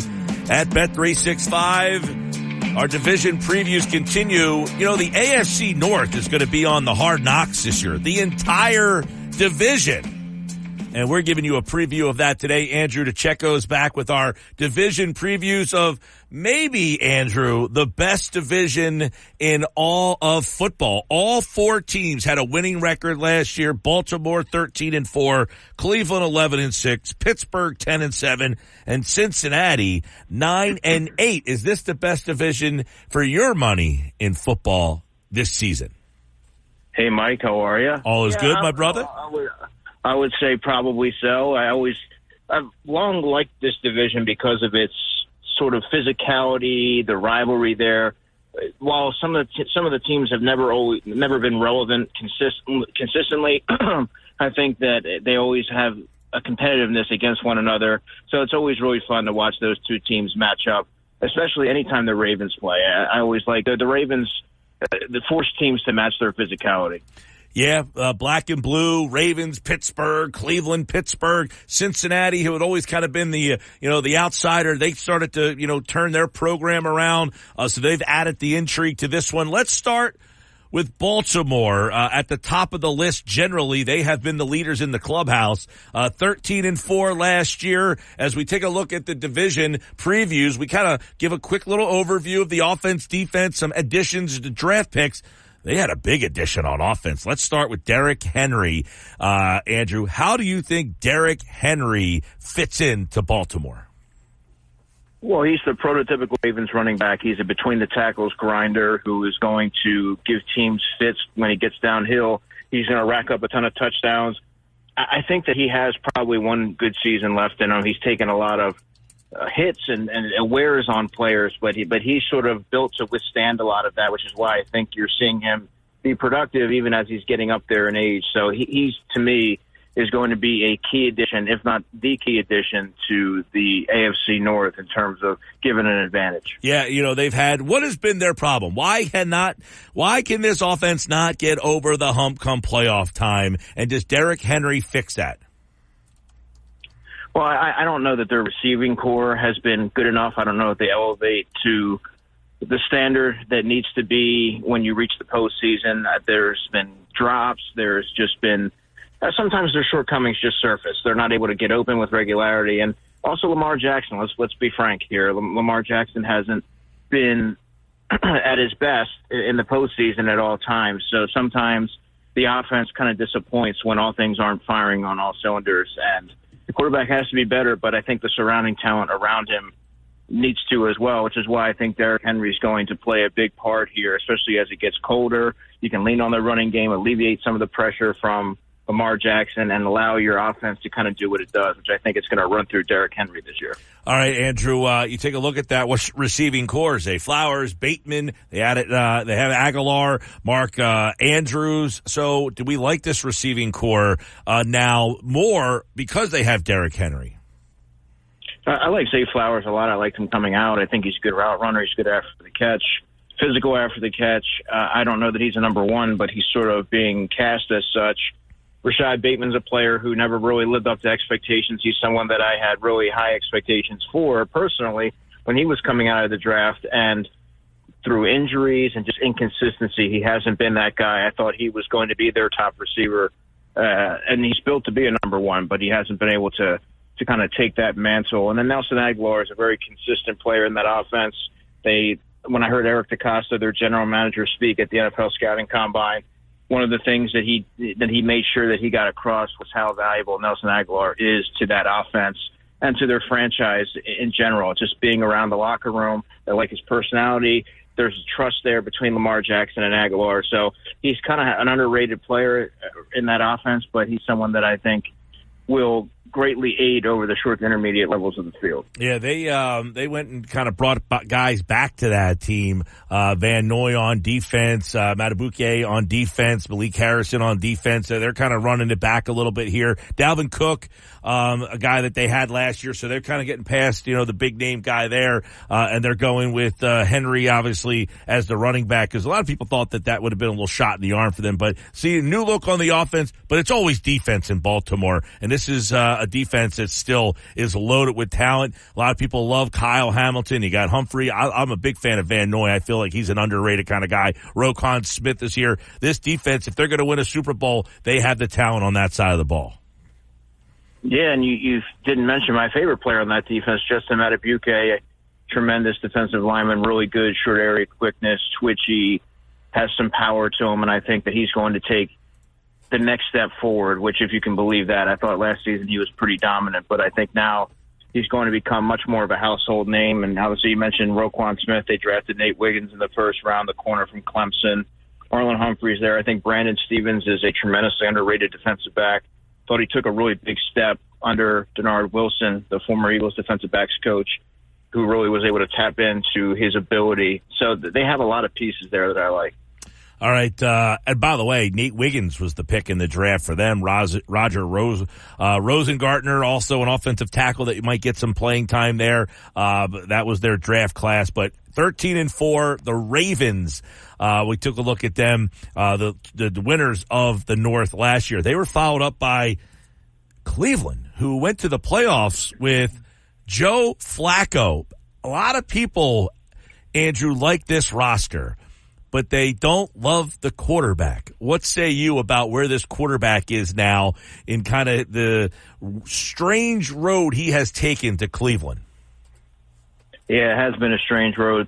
This will ultimately be the telltale year, in my estimation, for what Deshaun Watson is at this stage of his career, because last season you could say was sort of an adjustment period, shaking off the rust, and now there's really no excuse. You've been in the system for enough time to develop a rapport with your playmakers.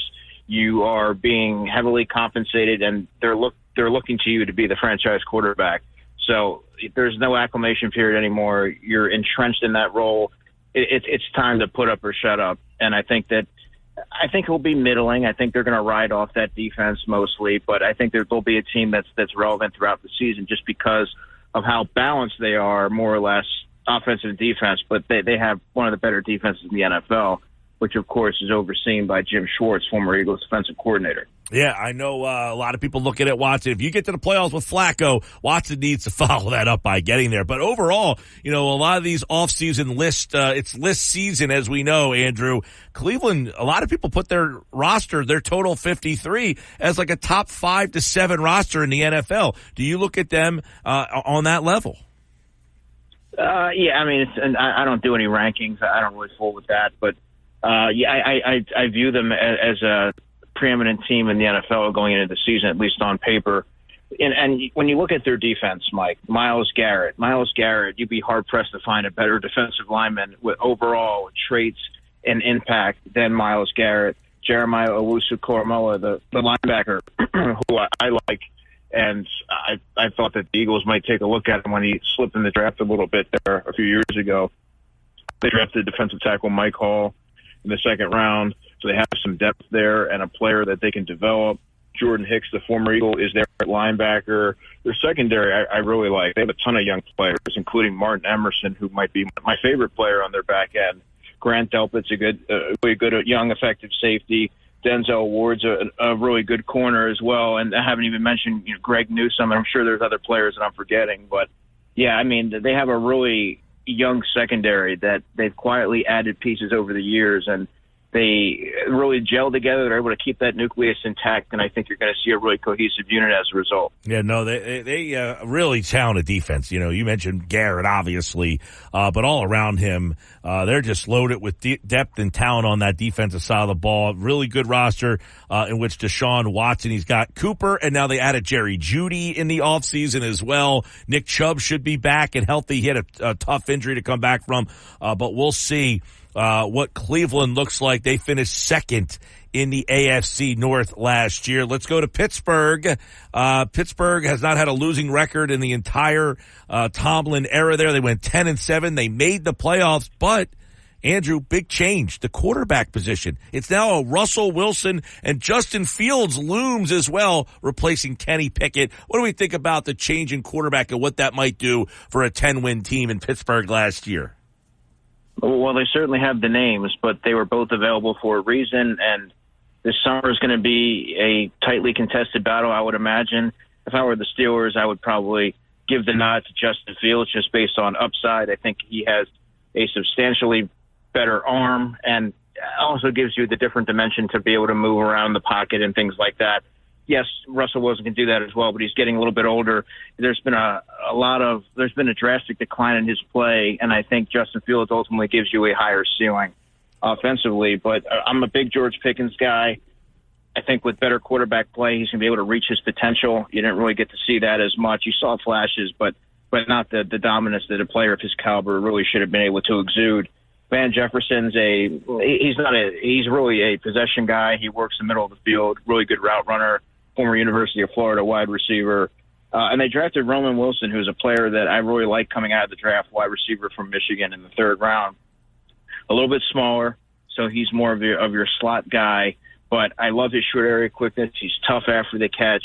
He kind of gives them a new dimension at that position than they don't already have. So they have some good weapons there. And then Pat Freiermuth is a player, their tight end, former Penn State tight end, that I think is going to take a pretty big jump forward this year, especially as the quarterback play and the offense around him improves. But you'd be hard-pressed to find a better offensive line than what the Steelers have really been able to put together. They drafted Troy Fautanu, the right tackle, in the first round. Broderick Jones, the left tackle, he's already there. He's entrenched and a pretty accomplished player. Sayamalu is their left guard. Eagles fans are very familiar with him. And they also drafted center Zach Frazier in the second round. So they have a lot of young pieces blending in with ascending talent in that area. I tell you brought up the offensive line. I was going to bring it up, as you mentioned, Fautanu and Zach Frazier. They drafted him in the first two rounds. Sayamala already there. Broderick Jones, really good offensive line. If they can get elevated quarterback play, this team won 10 games last year. And one of the reasons when they won 10 games, they got a really good defense. T.J. Watt is the name. Patrick Queen is now here as well. Joey Porter Jr., who they drafted a year ago. Minkah Fitzpatrick, they made that trade. This defense is really good. Yeah, my guy Alex Highsmith, who I've been pretty high on ever since that draft and seeing him at the East-West Shrine Bowl. They can really apply pressure. You mentioned T.J. Watt. Between him and Alex Highsmith, that's one of the better pass rush tandems in the NFL. Keanu Benton he's a defensive lineman from Wisconsin, a player who was a fast riser a season ago, and the Steelers were able to pounce on him. I love his game. Really, he plays with really good leverage, powerful, has some burst and athleticism to him. So I think that this year he's going to really be that centerpiece on that defensive line. And you mentioned Patrick Queen. I think Patrick Queen is going to be you mentioned Derrick Henry for the Ravens. I think that defensively that's probably going to be proved to be one of the better additions in the NFL. I think that he's going to be able to have a pretty big impact on that defense at that second level. There we go. That's a team that won 10 games last year, and I think people looked at them and said, man, how are they winning 10 games? Do you look at this team, though, as a playoff team this time around? They made the playoffs last year. Are they better than the team that went 10-7 last year? On paper, yeah, they are. They need some things to break in their favor. Look, the division around the teams around them have got better as well. So it all depends on what kind of quarterback play they're going to get, who's going to emerge and rise to the top, and are they going to be consistent? Both players are polarizing for different reasons. I think with Justin Fields, you want to see how he is when he has more talent around him and more structure. I think Mike Tomlin's a phenomenal head coach, probably my favorite in the NFL, has a long-standing history of success and consistency. And I think having that should be able to provide some stability for Justin Fields. And then really Russell Wilson is polarizing because his career is in a tailspin. And this is his, by all accounts, would be his final opportunity to really reclaim a starting role in this league and sort of rewrite the script on his career. That won't be interesting. I kind of agree with you. I'm intrigued by Fields there. I know Wilson is the veteran guy, but I thought Justin Fields, I think he has the opportunity to be a pretty good player in this league still. I know Chicago kind of moved on from them because they were kind of forced into it, having the number one pick. I don't know if they make that decision if they didn't end up with the number one pick going 7-10 last year. But hey, now you got a quarterback situation in Pittsburgh. Wilson, Fields, really good team. I like that Pittsburgh team as kind of an under the radar team. And then we go to Cincinnati. We're on to Cincinnati, as Bill Belichick once said. 9-8 the Bengals were last year.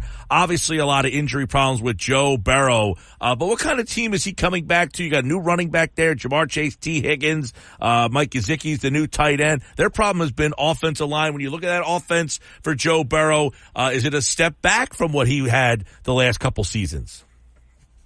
I don't know that I would say that. I like Orlando Brown at left tackle. Trent Brown's the right tackle, but they also drafted Amarius Mims in the first round from Georgia. Now, he's not a pro-ready guy. He is a project. He always started 8 games at Georgia, but I think the upside is immense. And if they're able to tap into that, he's able to kind of get on the field early, you're going to have a number of different linemen that are going to be able to step up and provide an impact and help Joe Burrow keep him upright, because that's ultimately going to be that's going to be the determining factor in seeing if the Bengals are going to be able to live up to their expectations. Because I had the Philadelphia Eagles and the Cincinnati Bengals facing off in the Super Bowl last year, and obviously for different reasons, both their seasons went awry later.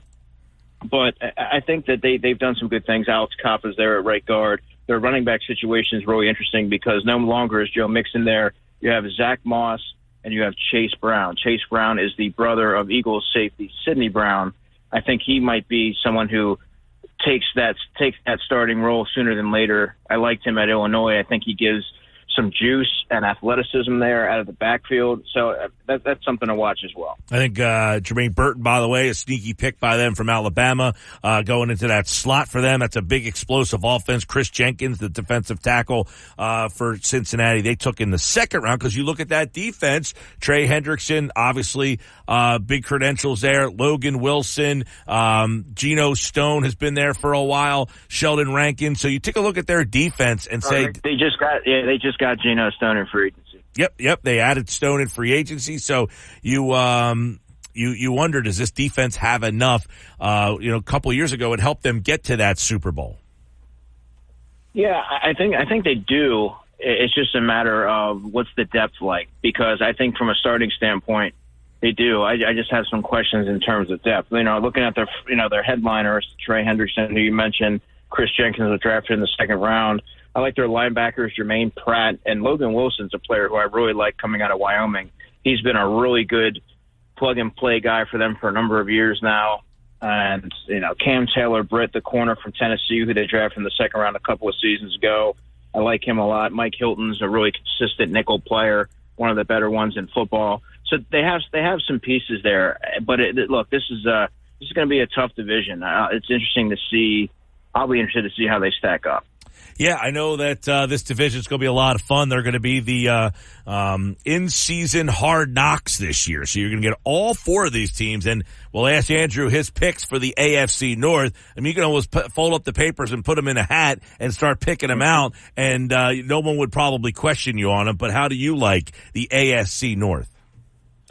Oh, boy. I'm going to go, Mike, Ravens, Browns, Bengals, Steelers. Wow. So Pittsburgh, 10-7, made the playoffs.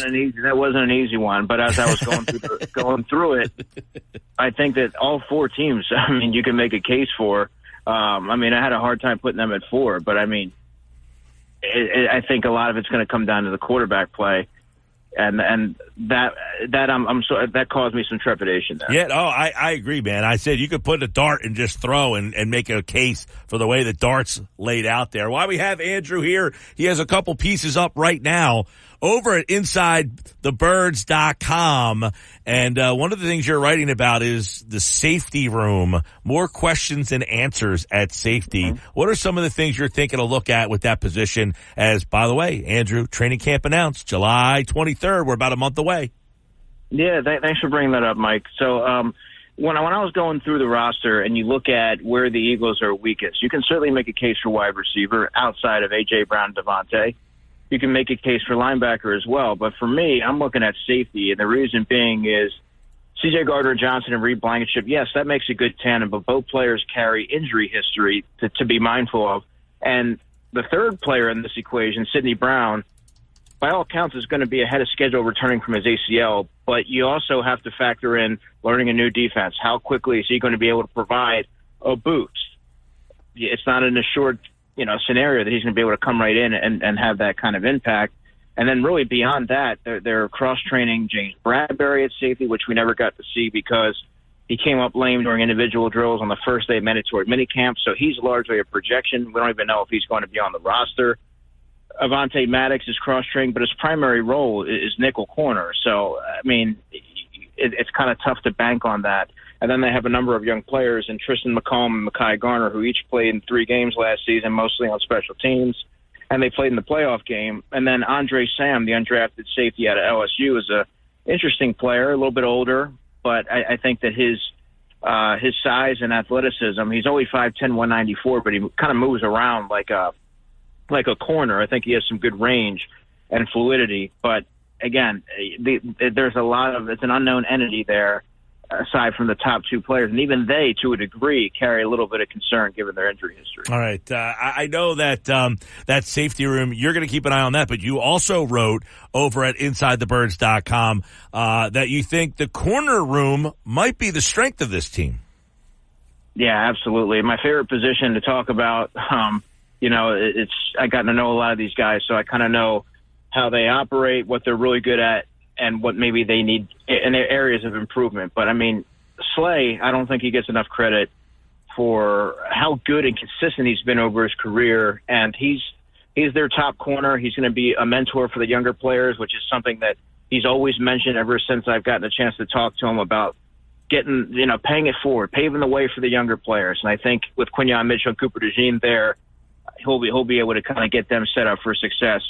Obviously, why don't we lead? We'll go right into Cooper DeJean and Quinyon Mitchell. Those are 2 players that I think could factor prominently early. Cooper DeJean could even be the starting nickel. I'm not so sure about Quinyon Mitchell starting week 1. It's a tough spot playing in Brazil as a rookie player, especially when you have players like Isaiah Rodgers, who has played in the NFL a lot. He's played a lot in the NFL. And Kelee Ringo, I thought, had a really good spring. Probably in my opinion, I thought he had the best spring, followed closely by Isaiah Rodgers. So either one of those guys right now would be my pick to start week 1. And then Eli Ricks and Josh Jobe are two players who were on the roster last season, combined for over 500 snaps and 3 starts, and they've been largely overshadowed because of the depth there and the players that they've added. So it's going to be a really interesting and closely contested battle throughout the summer that I can't wait to cover. Yeah, I can't wait to see it. You just kind of got my juices going for that, because that corner room, I'll ask you this as we get you out of here, Andrew DeCecco. Check him out over at InsideTheBirds.com. All of his off-season coverage, getting you ready for training camp. James Bradberry, will he be on the team week 1? I'm going to say no, but I don't know that it's a slam dunk. You know what I mean? Like, I think that there's value in keeping a player like James Bradberry around, Mike, who is obviously he's a quintessential professional, but I think having him there to sort of guide the younger players, but also maybe factor as a situational boost in terms of covering tight ends or in confined spaces like the red zone where you can use his length and football intelligence to factor into that. I think that he has some attributes that the Eagles or Vic Fangio in this case should be able to accentuate. Just a matter of, do you want him to take up a spot for a younger player that you may have to otherwise part with? Very good stuff, man. I always appreciate it. And, of course, our division previews kind of give our listeners a little insight on all the opponents that are out there battling for the Super Bowl. And, of course, you can hear that with Andrew DeCecco here on the Sports Bash Live on 97.3 ESPN. All right, buddy. We'll talk to you soon. Thanks, Mike. Have a great day. Andrew DeCecco, everybody, here from InsideTheBirds.com. And, of course, football at 4 on the Sports Bash Live on 97.3 ESPN. I'm Mike Gill. We've got so much more to come, including Knicks Nuggets. They're coming up next with Nicky Earnshaw. He'll be in the house. We'll be talking about the big stories, including the Phillies losing today. It's always a big story when the Phillies lose, right? Doesn't happen often. They're 25 games over 500. Hey, I got a deal for you. My guy Rocco at Kia Acura of Atlantic City. You know, I had a guy literally randomly walk up to me and say, hey, is it true if I get an estimate on a new 2024 Acura from another dealer, there's a dealership that will beat that price by $500? And I said, are you kidding me? And he's like, yeah, I hear you saying this. I said, yeah, it's right up the street. I happen to be right out here getting lunch. And all you got to do is present the estimate to Rocco. He'll look at it and beat that price by $500 and give you $500 off on your trade. And right now, through June 30th, get a 36-month lease on a 2024 Integra for just $299 a month with $49.95 down. Kia Acura, Tilton Road, EHT, the small but friendly dealer. See dealer for details. Tell Mike Gill from the Sports Bash sent you. Knicks Nuggets. They're coming up next. We have the perfect traffic. You come with me.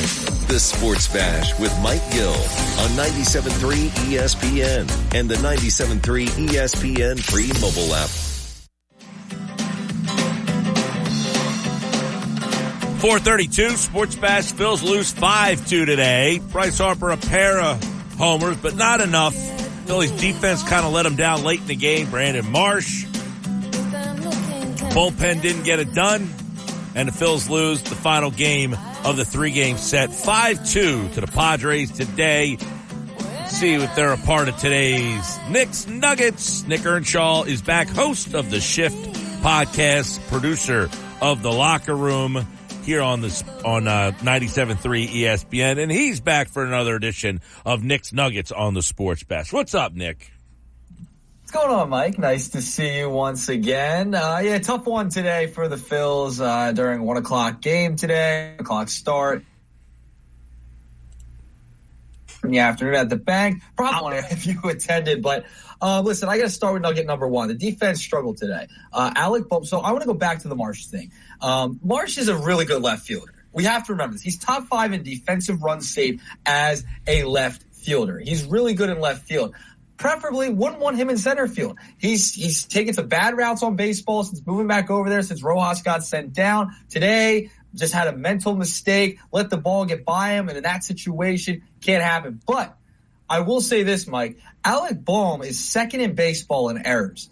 And he had a big error in that inning that eventually led to the Brandon Marsh debacle out in center field. So now when you send down Johan Rojas, you have guys missing like JT Realmuto, Bohm's kind of taking a step back defensively this year.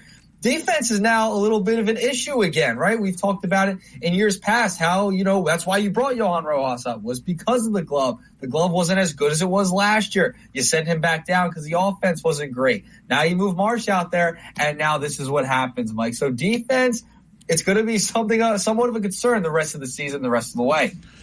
Well, yes, you're right about that. Sending Rojas down, as I said, didn't have a problem with it, but the messaging was that you're going to sacrifice defense. I know Rojas was not playing elite Gold Glove level defense, but I think he makes that catch today, and who knows what happens in that game. Now, Marsh is a good center fielder. He's not a great center fielder. He's not an awful center fielder, but he's made two awful plays. That's an awful play today. That cannot happen. You're down in the game. You cannot let that ball get past you. You have to either know 100% you're catching that ball and it cannot get past you. But now you put him in center field late in the game like that, because he started the game and left today. Pache started the game. So yeah, you're definitely got to have to start wrestling with lacking or sacrificing defense with Marsh playing a lot more center field here recently. And look, the play with Ruiz, it didn't end up hurting him. He didn't get around the bag. And then, Josh was belly hollowed about the throw that Marchand made, but that's going to happen from time to time. But if it all happens in the same game, it compounds the fact that your defense is not as good. Yeah, I'm more concerned with the roommates. I'm more concerned with Brandon Marchand in center field and Alec Bohm. Alec Bohm has struggled at third base. Let's not get it twisted. He's made some fantastic plays throughout the season. Great, but he's also second to Elly De La Cruz in errors this year. Like, he is almost, he had 5 total errors at third base, I believe, last year, if I'm not mistaken. And this year he's already right around 10. So, I mean, it's a glaring difference. He's nearly doubled with how many errors he does have. So that's a concern too. I get, the outfield, clearly you don't want David Dahl. You're the platoon in left field. That's a problem. We know they're going to go after an outfielder at the deadline. It's clear. They send Rojas down. They don't make that move. They don't think they're going to go out and get an outfielder at some point before the deadline. I think that's just kind of a given at this point, especially if you see what happens today with Brandon Marsh, who is fine in center field. He's okay. Made a huge mistake today. It might have cost him the game because the next inning, Bryce Harper hits a home run. And you never know. That could have tied the game if you keep it a 2-1 game instead of giving up, make it 5-1 at that point. So this is what they're going to have to wrestle with. Yeah, I mean, listen, Bohm has come a long way defensively. There's no question about that. But yes, the errors are too much, and they're starting to become, a little bit. You're starting to go back a little bit to where, the play he made or the play he didn't make, I guess, in London, the pop up there. He said, a lot of people were talking about the ceiling there was a little weird. That's a routine play that has to be made every single time. But ultimately, Bohm has come a long way as a defensive third baseman. I don't know that he's reverting back to where he was before, though. He was really bad before.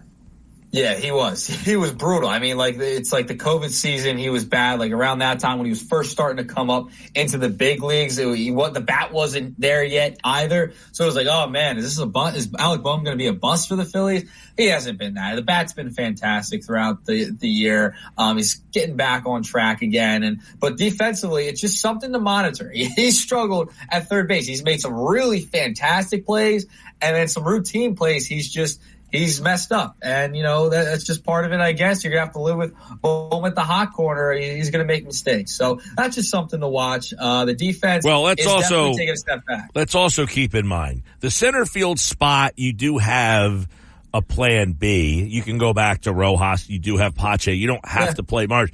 You don't really, no. I mean, unless you want to take Bohm's bat out of the lineup, which I don't think anybody wants to do right now, you could play other guys at third, Sosa, Merrifield, but Bohm is not really going anywhere. No, he's not going to go anywhere, but the glove is definitely something of concern a little bit just because of how many errors he's made this year from last year. He's reverted back to some of his old habits, it feels like. All right.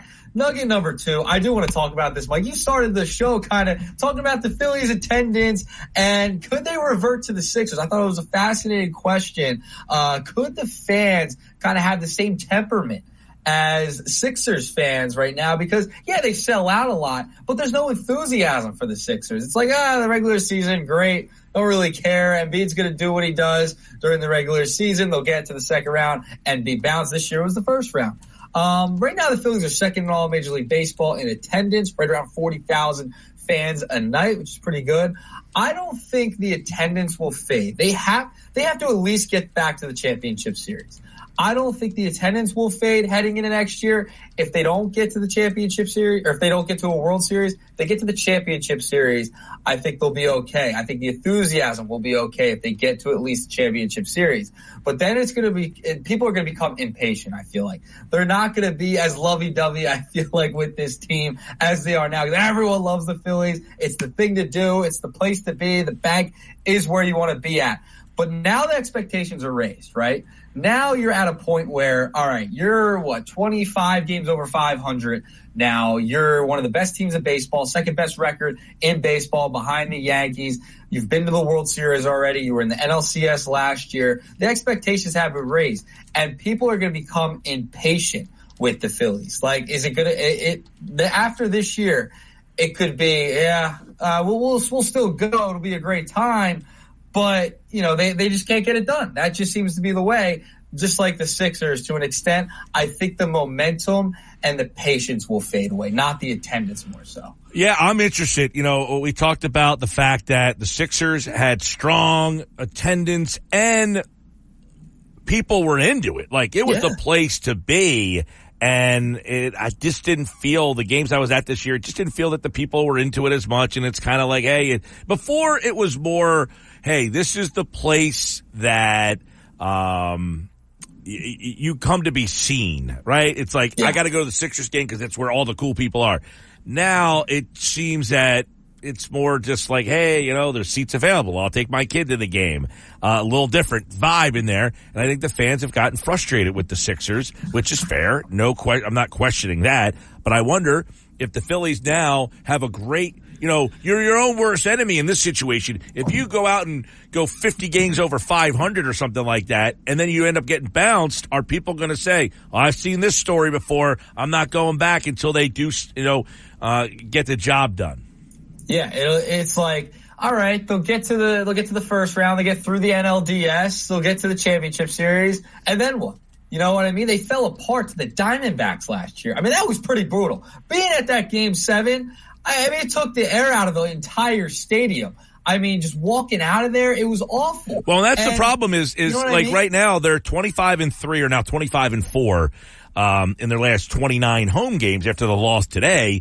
Great. Their home field advantage. But they lost the two most important home games they've had. So all these numbers and stats don't really mean much until you prove otherwise. And them losing Game 6 and Game 7 at home erases, to me, the importance of the record that they have at home right now. Sadly. Yeah, I mean, look at 2011, right? You win over 100 games. You get to the NLDS and you get bounced.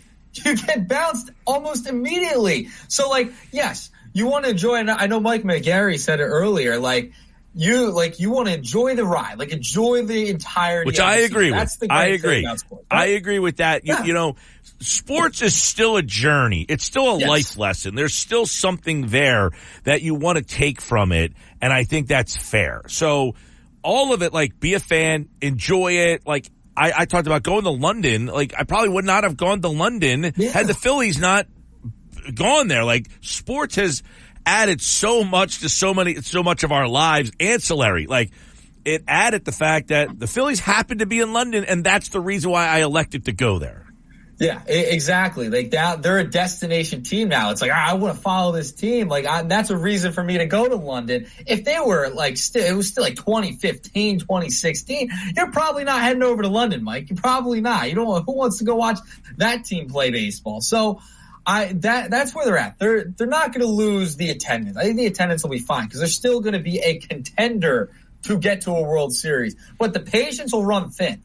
The patience will definitely run thin. What if after last year? I mean, that was a horrible way to end the season last year. The bats went completely silent, etc.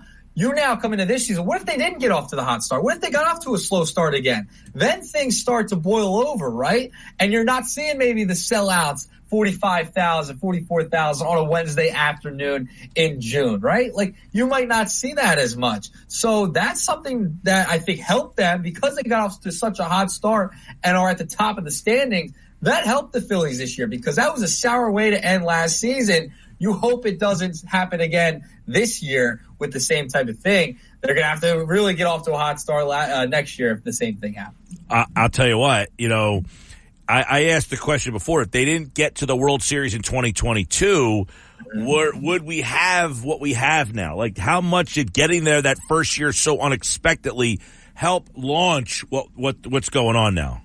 Oh, it 100% did because it was so unexpected, right? Like, nobody thought that team limped into the playoffs last year. I mean, in 2022, I should say. They limped into that postseason. And remember, they fell way behind in the first wild card game against St. Louis and all of a sudden came back offensively late in that ball game. Yep. And that's what kind of propelled them to the World Series. So they got hot at the right time. But it's like that kind of started everything because nobody went to the games that year. No, like the attendance was nowhere near. Well, like it was probably under 30,000. 10,000. It was 10,000 jump from one year to the next. They averaged 28,000, which was ranked 16th in the league in 2022, and then they went to 38,000 in 2023. Yeah, I mean that shows how unexpected it was because it was all the way up until September they weren't drawing a big crowd. So that just tells you right there. So it'll be fascinating to see how they end the season and how much of the patience runs thin. It's like, all right, you got to get it done now with this core and the amount of money they've spent. It's going to be fascinating to watch. All right, nugget number 3. Speaking of the Sixers, a guy they've been involved with, Paul George. I don't know if you saw Podcast P's latest episode, Mike, but he had an interesting comment on what he's looking for in free agency. He said, quote, for sure contributing to winning basketball. I mean, at this point, it's not even about, like people are saying, chasing a championship. Like, it's not that, but it's playing the right style of basketball is what I am chasing. So he just wants to play the right style of basketball and get a nice contract with him. Like, it doesn't seem like he wants to chase a championship at this point in his career. It's an interesting take. It's an interesting take. Here's the thing. He is in a situation where he can't chase a championship because the teams that are championship level maybe don't have the money to get it done. Yeah. So, like, it's not like he can sign with Boston. It's not like he can sign with Denver. Those teams don't have the money available for him. So he has to be selective with the teams that have the cap space to pay what he wants to get paid. That's the problem that you have. Hey, I want to go ring chasing. Guess what? Those teams that you would perceive to be in that upper echelon don't really have, Detroit has cap space. You want to go there? No. Well, I'll even bring this team up. Well, the Sixers will obviously be right behind Detroit in cap space, so they're obviously a contender, I would say. But then also you have to look at Orlando. Orlando's going to have cap space. That's another team that was in the mix last year, an up-and-coming team with Banchero down there. They have some guys. Paul George could look to Orlando as maybe a possibility of elevating that team. So maybe that could be a style of basketball he likes as well. I'm just saying, that's a team that does have money. Not bad. Yeah. I mean, hey, listen, if you said, I like the style of basketball, it's a young team that I want to be a part of, then fine. That is one team that does have money and that is a playoff team.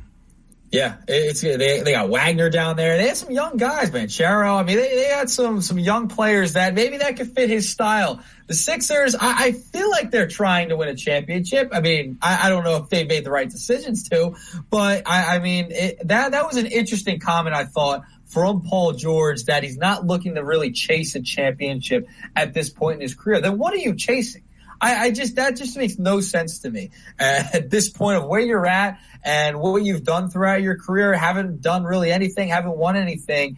You think, all right, maybe I stay in Los Angeles or I make the move to Philadelphia. That would just make more sense. And then also I want to bring up, Mike, what is James Harden saying about Daryl Morey? Does James Harden have any effect on Paul George? The rumors that, hey, players talk.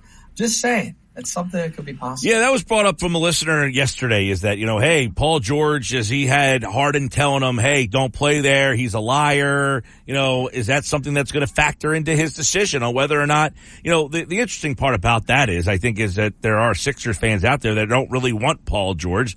They don't think that that's the right, you got your hand up over there. I see you. If you're watching on the X platform, Nick's got his hand up. He doesn't want Paul George. There are Sixer fans who say he's not the right fit. He's not the right guy. Paul Hudrick was on yesterday, and he disagrees. He thinks he's the perfect fit between Maxey and Embiid, that he's that third type of scorer that if you didn't have Harris and you had George, how much different is this team? Yeah, I listen, he would 100% be an upgrade over Tobias Harris. I agree. He'd give you that more explosive offense. What are they going to do after that? That's my question. Are you going to really give all the money away and handicap yourself again with a long-term contract? Well, here's the problem. It's like a public school. You get a budget. You have to spend it or you lose it. If you don't spend it, they take it away from you. So you either have to make the decision to sign somebody with that money or lose it. You get the cap space, you got to use it. See, I'd rather go with the quantity. Sign a bunch more players. I go out and get some other players, make some trades, get creative, Daryl. You're on the clock. But it was fascinating. We'll see if Paul George signs with the Sixers. Mike, that's it. Nugget number 3. 3-pack of nuggets for you today. All right. Nick Earnshaw's Nuggets are brought to you by Bet365. Whatever the sport, whatever the moment, it's never ordinary at Bet365. All right, Nick, we'll talk to you tomorrow, man. All right, Mike. See you tomorrow. More Nuggets from Nick Earnshaw tomorrow on the Sports Bash Live on 97.3 ESPN. I'm Mike Gill. Hey, we've got so much more to go in the 5 o'clock hour, including a free agent preview with Keith Smith, who covers the NBA from SpotTrack.com. He's going to give us the lowdown on where he thinks all the big names could be going, who stays, who goes. Keith Smith, plus Detroit fired their coach today, Monty Williams, former Sixer assistant, who got fired today by Detroit. What kind of domino effects will that kind of trigger off? Keith's going to join us in about 8 minutes from now here on the Sports Bash Live on 97.3 ESPN, the 97.3 ESPN free mobile app, and streaming live video on the X platform at 973 ESPN. Use the hashtag SBLive. Keith Smith is coming up next. This is the Sports Bash with Mike Gill on 97.3 ESPN and the 97.3 ESPN free mobile app. Now live from inside the Ocean Casino Resort Studio, here's Mike Gill. 5 o'clock, Sports Bash Live, 97.3 ESPN. Start me up. The NBA is over. Now the offseason's here. Now we're ready to go. The Sixers have been in hibernation mode for a little while. They can start re-signing their own players. They got a lot of them, by the way. Interested to see what happens there. But we're going to take a look at all the free agents and what Keith Smith thinks this free agent season's going to look like now that the Celtics have been crowned the NBA champions. Keith Smith, SpotTrack.com, covers the NBA, and he joins us now for a look at the NBA offseason on the Sports Bash Live, 97.3 ESPN. But first, Keith, the Celtics win. A lot of people talking about the longevity of this team. They got a lot intact. It looks like this is a team, and they have been in the mix for the last several years. But is this a team that you think has the staying power at the top? They should. They've been in the mix for, a lot of these years. Like you said, they finally broke through this year, and nothing should really change for the next year or two. They've got basically everybody under contract for next year. That's under contract right now of their top 8 or so rotation players. And then after that, Al Horford, we'll see. Good chance he'll probably retire after next season. But then they'll probably have everybody else back. And then it'll just be, all right, how do we kind of do what we got to do to replace guys as best we can? They're going to be facing those second apron issues. So nailing their draft picks, hitting on minimum signing, those kind of things are going to become even more important for Boston as the years go here and the deeper they try to take this core group together. But they've got the ability to bring everybody back for at least one more year and probably a couple years after that, minus probably Al Horford. And everybody's chasing them now. And you take a look at their kind of, blueprint. What would you say is the Celtics blueprint on what made them the championship team? We know this is a league that when somebody does something, they're always trying to do something to match them or counter them. What was the Celtics blueprint? Yeah, I think they've got the 2 stars in Tatum and Brown, and then after that, it was a bunch of guys who played their role perfectly. You had someone like Kristaps Porzingis, who hasn't experienced a lot of success in the NBA. He was ready to sacrifice and didn't need to be, the top 1 or 2 guy every night. He was just willing to play, a role and be a part of it. And then you had Drew Holiday, kind of the ultimate role player in the NBA, but I call him like a role player plus because he's far better than that. Derek White is just a guy who's going to give anything he can. And then Al Horford, at that point in his career, was ready and said, hey, I'll take the bench role. We'll do this. And then style-wise, switchable across everybody they put on the floor. It's either we're going to trust that they're going to hold up and do what they need to do, or we're going to get into a position where we are going to be in a spot where what happens is if we switch into a bad matchup, hold up long enough for us to get you out of it. We're not going to double team. We're not going to play a bunch of gimmicky defenses. We're just going to be straight up. And then on offense, 5 out. Every player they put on the floor can dribble, pass, and shoot. That's the end goal for them. They believe that would make them really hard to guard, and they were right because they had historically the best offense in NBA history. So it's going to be tough for teams to match it, but there's at least stuff there that I think a few other teams could look at and say, all right, I think we can kind of try to replicate that in our own way. Free agency will begin on the 30th, right after the draft, which is on the 26th. Let's start with the draft real quick, Keith. I know it's not a star-studded draft class. What do we know and think about this draft? Is it going to be an active night? Are teams going to want to be moving picks because of the uncertainty of this draft class? Yeah, what happens when we have a really flat draft, which is what this is, that tends to lead to more movement. It's what I like to call an eye of the beholder draft, where it is, I really like this guy, and I think he's a fit for us, but I don't think he'll be there at the 10th pick, so we may need to move up to the 7th or 8th pick to get him. And that's when we start to see movement like that, is in draft classes like this, where teams will go up and down the board. So I think there's definitely a chance we see some of that happening here in the next week or so leading up to the draft and on draft night as well. It's definitely, like you said, it's a flat draft. It's not that there's no talent. I think there's going to be a lot of good players that come out of this draft. There's just not a Victor Wembanyama or Zion Williamson or even like a Paolo Banchero, Chet Holmgren kind of decision to be made. It's just a lot of solid type players that should help drop into rotation spots and the like. And then the other thing I will say, though, is everybody keeps comparing this draft to 2013 when it was, that draft stunk and we ended up with Anthony Bennett at the top. We also ended up with Giannis Antetokounmpo in that draft class, and sometimes a star emerges later, and you just you hope you're the one who picks him, because right now nobody sees that guy coming. Keith Smith covers the NBA, SpotTrack.com, the NBA draft a week from tonight. You can listen to it on 97.3 ESPN. And, of course, if there's plenty of movement, we'll be watching that. We know the Sixers do have some draft capital. They could be an active team on draft night. We also saw today the firing of Monty Williams, and I'd like to get your expository on what that kind of signals here. It's an odd time to fire the coach at this late into, their season has been over for a long time. So what do you make of Monty Williams getting fired with $65 million? I like that job. Give me 65 to get fired. Yeah, as much as I like my jobs today, if they want to pay me $65 million to go away, I guess I'll take it. I mean, I'll make it work somehow. But yeah, with Monty Williams, I think what you saw here was the Pistons. They took them a little while to even get going on their front office stuff. Ultimately, they hired Trajan Langdon. He's coming in and taking over the front office, and he's now, I think, was given the leeway to say, "Hey, I want to go a different direction here." And I think ownership said, all right, we get it. It's new, fresh start time here, new front office, new coach. We're going to have a whole lot of cap space. All right, let's make it happen. One thing that I'm starting to wonder, and I'm connecting a few dots here, is Trajan Langdon came over from the New Orleans Pelicans, where he'd been working in their front office.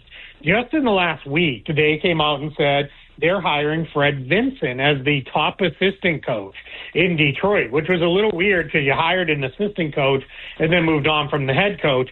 Fred Vinson came from the New Orleans Pelicans. One of the coaches that immediately today was rumored that they're interested in hiring is former NBA head coach James Borrego, who his last job that he had worked in was with the New Orleans Pelicans. So I think there's a chance we may see Trajan Langdon going with some guys he's comfortable with here. Is I'm going to run the front office, but I'm going to bring in a couple people, whether it be James Borrego and Fred Vinson here, to be my kind of guys, and we're going to start to build this thing up together.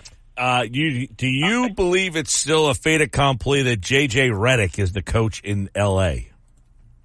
You know, I kind of do, but every day that goes by where we're not getting a report that he has the job and it's finished, I'm not sure what's going on now, because my assumption was that when he interviewed over the weekend, the deal was going to be finish out the NBA Finals on ABC. The minute that ends, we're going to go. I made the joke because I wouldn't have been surprised if he was out there for the trophy ceremony, ripped off his jacket, had a Lakers jersey on, and, you know, WWE style, you know, tried to start taking out Celtics because they thought that, you know, that's how done of a deal it was. But here we are now. It's, you know, J.J. Redick is still not the Lakers coach, and we're a couple days clear of the finals, so I'm not sure exactly what is happening there, and that's something that we've definitely all kind of got our eyes on.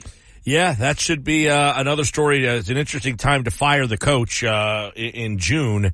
Hey, here you go, $65 million, you're fired. So what could be the dominoes effect of that? Free agency underway, and Pascal Siakam went back to the Pacers. That not a surprise, right? But when do we anticipate a decision by LeBron and whether he'll opt in or out? Yeah, I mean, he's got still, 10 days to go. He has until the 29th to make a decision on his player option, and history has always told us when he's in that spot, he takes every minute that he has before he makes the ultimate decision. The expectation is that he will opt out. Nobody, I think, really believes he's leaving the Lakers. So we'll see, if things change between now and the opening of free agency on the 30th. I think it is confusing, so don't blame people for being confused because they're like, wait, I thought free agency didn't open yet. The NBA has new rules in place where the minute the season ended, so the finals ended, the next morning at 12:01, 1 a.m. Eastern, in the middle of the night, it turned into, all right, free agency is now open for your own players. You can negotiate new contracts with them. You can also negotiate extensions with your own players. So Pascal Siakam re-signing with the Indiana Pacers, that gets done. But true free agents like what LeBron will be or a guy like Paul George, that's going to have to wait until June 30th at 6 p.m. All right, so LeBron would be number one if he opts out. And then there's Paul George. He would probably be the next big name. And that whole story has been locked to Philadelphia. Orlando's name's coming up. I know you're down in that market. You got the Clippers, who don't seem all that, urgent to bring Paul George back. What do you think's going to happen here? Yeah, for a long time I felt like he'll just get it done with the Clippers. He spent years trying to get back home to California. He's talked about how much it means to him playing there and having his folks at every game he plays in and those kind of things. And you see him with them pre-game and post-game doing things with his family. But every day that goes by that we don't have an extension signed by Paul George, it seems like there's more of a chance he leaves. And what we've heard is he doesn't want to do what Kawhi Leonard did, which was take a little less money, take only a 3-year deal, and kind of line it up that way. It sounds like he wants a 4-year max deal, and if not a max deal, he maybe takes a little less, but then he wants the no-trade clause, which he can only get if he goes into free agency. So that becomes the challenge there is I don't think the Clippers want to give him a no-trade clause, but they also really don't seem to want to give him a 4-year deal. I think they're trying to line everybody up where, hey, 3 years from now, if this thing still isn't where we want it, we can kind of turn in a different direction if we need to and go, start rebuilding this roster and take a little less money, which will get us maybe under these tax aprons and then give us a little flexibility to bring in help around what's been a veteran and injury-prone roster. So I think there is a chance maybe Paul George is more available than what it seems like. Yeah, that one's going to be interesting. Of course, the Sixers have been connected to him. It seems like for like 3 years now that they've had since Morey kind of got here, and they got some cap space. You got James Harden. He would kind of be an I would imagine he goes back to the Clippers. Would that be your intuition there? Yeah, absolutely. I don't know that there's. Not that no one would take him, but I don't know if there's any other market that's going to pay him near what he hopes. So I think he's definitely going back to L.A. Yeah, I think that would be the next guy. Number 4 on most people's list, I guess you're taking a look at, a guy like Klay Thompson. He'll be interesting. Does Golden State want him back? And then you got that group of teams that have money, Orlando, Philadelphia, I guess OKC's in that mix. Do they say, hey, we need a veteran on this team? Yeah, I think, let me know first, the next guy on my list, even ahead of Harden, would be Tyrese Maxey. But we all know he's not going anywhere. So, that's a little bit of the Don't scare the issue people here. out there, Keith. Don't scare the people. But he just that's more of a nod to let's own how good Tyrese Maxey is as a player. That's where he should be coming in ranked wise. But yeah, we all know what's happening there. He's interesting because he's restricted. Sure. He knows the deal he's going to get, but he's going to have to wait to sign it for cap reasons, right? Is that kind of how that works out? Yeah. So what Philadelphia is going to do is the Sixers are going to use up all of their cap space first. With keeping Maxey's cap hold. So let's just say I project them right around $60 million. They'll use up every dollar of that $60 million in cap space. Then they'll re-sign Tyrese Maxey, and that's when they'll have him on the books. Because let's say they re-sign him to a max deal right now of about $35 million, then that would immediately be on the books. And you'd lose that out of your cap space. So you'd rather have a smaller cap hold of about $13 million or so on the books, and then that frees up some extra spending power. So it's just an order of operations thing. Even we may hear in the next couple of days that they've agreed to, a 5-year max deal or whatever, but it's not going to happen actually for a couple days after the moratorium list, probably, somewhere in the range of the 7th or the 8th in that kind of area is where we'll see that. Yeah, I know if you say Maxey, and the people listening probably drove off the side of the road. Maxey's not going anywhere. No, absolutely not. Yeah, let's go to DeRozan and your thoughts there, because DeMar DeRozan is a good player still, but will he have a big market, or can a team like a Philadelphia get him at less than market value? Is he the kind of guy that will go to a team Philadelphia is very interesting because they're a team with money that can win, as opposed to a Detroit. I guess Orlando would be in that mix somewhat. So DeRozan's interesting in that facet that, will he go to a team for kind of a below market value? Yeah, I took us a little off the rails with Klay Thompson because we got into the Maxey stuff. So to answer that question too, because Thompson and DeRozan are in very similar-ish positions as veteran guys who are they really going to leave? It sounds like the Bulls want to keep DeMar DeRozan. For what reason, I don't really understand what the Bulls are doing. It seems like they are content to forever be in the mix to just try to make the playoffs. And they just seem like they're going to try to do what they can. So I don't think anybody's getting DeRozan on any kind of a steal or anything. I don't think anybody's going to be like, hey, you want to take 10, 12 million, come play here? But I think the Bulls will be sitting there saying, hey, you want 30 to try to keep us into semi-competitive and interesting? So I don't think you're going to get him. And then to answer your question about Klay Thompson, I think the thing with him becomes, what is he looking to do? Does he need to get as much money as he can possibly get?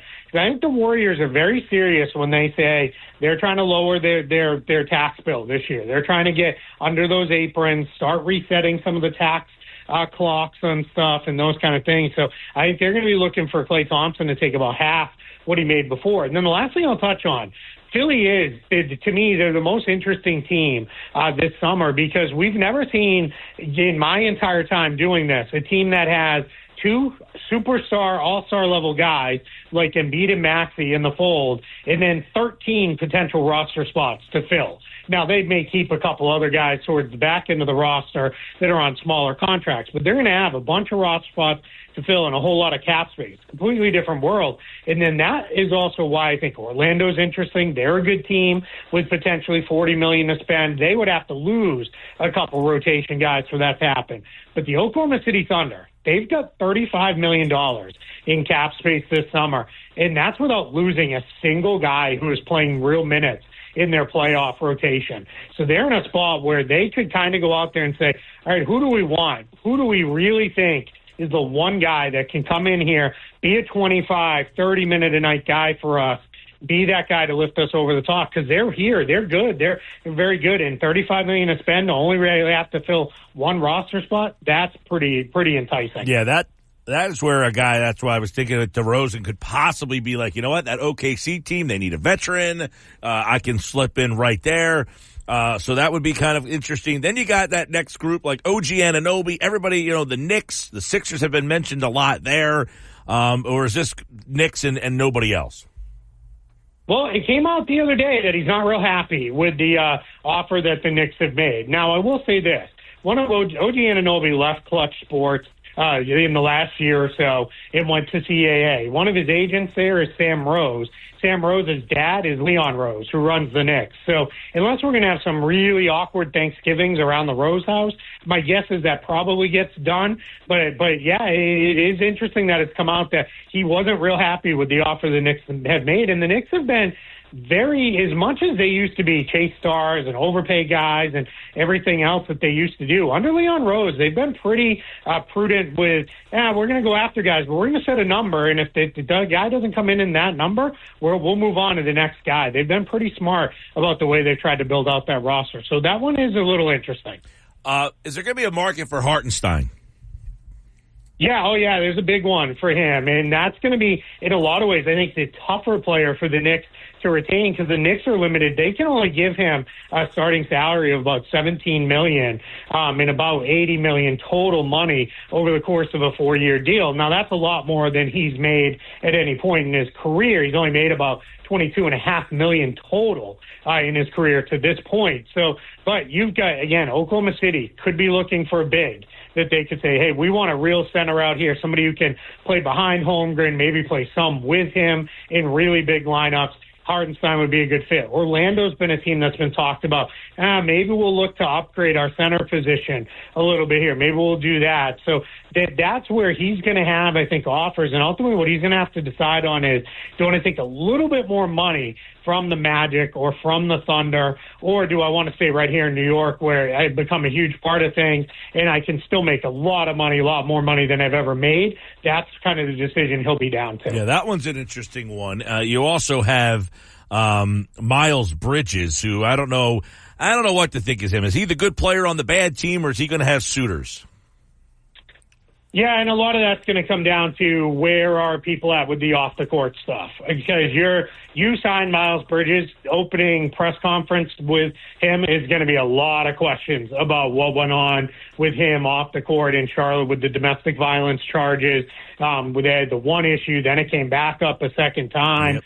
There's still some open-ended questions. So you're going to have to really answer a whole lot of questions with him on, what is happening, with that. Now, if we keep it to the basketball side, he's a really good player. And he was a pretty good player on a couple Hornets teams before everything fell apart on those Hornets teams. He's kind of what everybody likes in a forward because he can play either forward spot. He can score inside. He can score outside. He can run. He can play in the half court. He's a pretty good player, but it's just going to be, if you're turning around and saying, all right, here's $100 million or more to Miles Bridges, maybe even closer to, $150 million or something in that range, you're going to have to really answer some questions about where he's at. A lot happening. The NBA free agency begins on June the 30th. And, of course, we'll have all that. The draft is on the 26th, and you can hear all the coverage of the draft Wednesday night right here on 97.3 ESPN. Keith Smith at Keith Smith NBA. There's a lot of other players who are free agents and are very intriguing that obviously are going to be out there. Of course, if you're a Sixer fan looking at the backup center market, you got Andre Drummond, you got Nick Claxton. Would he be a guy that they can figure out a way to get? That would be something to kind of keep an eye on here locally as well. So it should be a very interesting time. I think all eyes are on Daryl Morey, though, right? I mean, it's finally his time. He has had to kind of sit for a couple years, untangle some contracts, but now he has cap space and draft picks, so we should see the mad scientist Morey this offseason. Yeah, without a doubt. You're going to have, whether it's free agents or players that become available via trade, they're all going to be linked to Philly because they're sitting there with a ton of money to spend, with roles and minutes to give out. I mean, you can look at every single position and say, hey, if nothing else, they need a backup for Embiid and a backup for Maxey. So, hey, we can work it that way. So they've got all kinds of stuff to do. And like you said, trades too, because there may be a world where it is, we don't really love the free agent targets, but we can get player X, Y, and Z via trade and then fill out the roster around that. There's a lot of ways this could go for Philly. And I'm sure Morey and staff have been in the lab for months now, kind of putting together all the different plans of how they're trying to make all this work. Everybody, Keith Smith, give him a follow at Keith Smith NBA as the off season. I like your tweet where people said, "Oh, you're done now." Not necessarily. Yeah. Not necessarily. Yeah, got to get the family to understand it's the done is end of July is when done usually happens, but they a lot of family and friends see the finals and they're like, hey, it's it, you're off for the summertime. I'm not quite on that teacher schedule yet. Not there yet. Keith Smith on the NBA. Thanks, buddy. I appreciate it. Thank you for having me. At Keith Smith NBA. Follow him on Twitter, SpotTrack.com. He covers the NBA, and we'll have him draft time and free agency and kind of get all the insight on all things NBA as the playoffs are now done. The championship is in Boston, and the 76ers offseason begins. I'm Mike Gill. This is the Sports Bash Live on 97.3 ESPN. What's next with the Sixers? Follow our Sixers insiders, Austin Krell, Michael Kasky-Blomain. They both have stories up right now at 973ESPN.com. Phillies lose today 5-2. Harper, a couple of homers, but the Phils lose the final game of the 3-game set against San Diego. Coming up, it's today's Big Three. Don't go away. It's more Sports Bash next on 97.3 ESPN. What's the easiest choice you can make? Window instead of middle seat? Picking a vendor who sends a great gift basket? Outsourcing business tasks you hate? What about selling with Shopify? Whether you're selling a little or a lot, Shopify helps you do your thing, however you cha-ching. Shopify is the global commerce platform that helps you sell at every stage of your business. From the launch your online shop stage to the first real-life store stage, all the way to the did we just hit 1 million orders stage. Shopify's there to help you grow. Whether you're selling scented soap or offering outdoor outfits, Shopify helps you sell. Wherever and whatever you're selling, Shopify's got you covered. Sign up for a $1 per month trial period at shopify.com/try. Go to shopify.com/try now to grow your business, no matter what stage you're in. Shopify.com/try.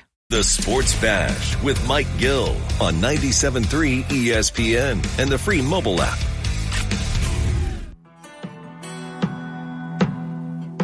.531 Sports Bash, 97.3 ESPN, the 97.3 ESPN free mobile app.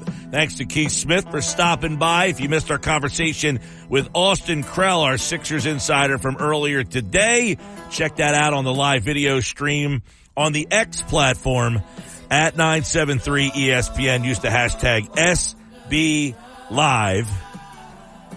We've got today's Big Three.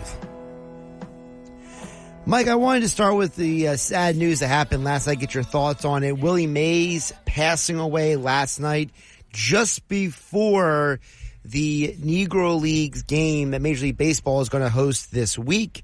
Of course, Willie Mays famous for playing for the New York, then later San Francisco Giants. One of the greatest players, not the greatest player, ever played Major League Baseball. Before we get your thoughts, Mike, my favorite stat on Willie Mays is Willie Mays hit at least 50 home runs twice in his career. He did it 10 years apart. He did it at 24 years old and 34 years old. He's one of only 31 players to have a 50 home runs in a single season. Again, one of many of the stats that Willie Mays is famous for. Yeah, I mean, This was sad news. We were talking about this last night after our baseball practice was over. We had saw that Willie Mays pass, and people forget in '79 he came to Atlantic City. It was a greeter at the Bally's here. So he had a connection to the area. But many people believe that he was the greatest baseball player they ever saw. I mean, 5-tool player, hit over 600 home runs. And people say, he hit over 600 home runs by doing it at Candlestick Park, which was not a home run, stadium. No. And I heard Keith Hernandez talking about this during the Mets broadcast, saying, hey, but he knew how to use right center field, that was where the streams were, he was talking and commenting on how Willie Mays was one of the smartest baseball players. He knew where to position himself for every single batter. And it's just a shame because of all the events that, the baseball was doing this weekend. There was going to be a celebration down in Rickwood Field, and I think the Giants were going to do something coming up as well. Yep. He did get his jersey number. It was something that he wanted from the Mets, 24. They retired that last year. So, it's a sad anytime someone of that stature, who obviously meant so much to the game of baseball, he was always around the Giants, too, it seemed like. You could always kind of have an event every single year that he came out to the ballpark. So, it was definitely kind of one of those things like, wow. And many people believed that he was the greatest living player in Major League Baseball. I think that you can make the argument that Willie Mays is the greatest player that ever lived. And I base it on, I was listening to Jim Bowden mention about this late last night. He said, every time you hear a GM, a scout, a baseball, anybody talk about a 5-tool player, he said, the standard is Willie Mays. And he said, if the standard is one man, he says, how can that not be the best player that ever lived? I don't know too many people that would argue with him being one of the, listen, I'm 47 years old, so I did not see Willie Mays play. I can't sit here and say, hey, he was the greatest player that I ever saw. I know that there are a lot of people older than me that would have that argument with you, but just listening to former players would say he was a 5-tool player. He could run, he could throw, he could hit for power, he could hit for average. He's a 2-time MVP. He made the All-Star game 24 times, 12-time Gold Glove winner. He was an All-Star MVP of multiple times. You're the best of the best. He was a Rookie of the Year. He won a World Series. He won a batting title. So the accolades are there, and he's not one of these guys who hit 660 homers and hit 240. He hit 301, hitting 660 homers. We mentioned he was at Candlestick Park for a lot of that. And by the way, you take a look at the fact that he missed a year, by the way, because of military service back in 53. But the amount and the longevity that he played, the amount of games, I heard Fortenbaugh talking about this earlier. He had played over 150 games, like 1, 2, 3, 4, 5, 6, like 10 years in a row. He's played over 150 games. So, and he played until he was 42 years old. Just a tremendous impact on the game of baseball. Mike, my second story for you, I saw this today. I had to bring this up because I know we've been getting a lot of NBA throughout the day. Have you seen the Canadian basketball team's roster for the Olympics? No.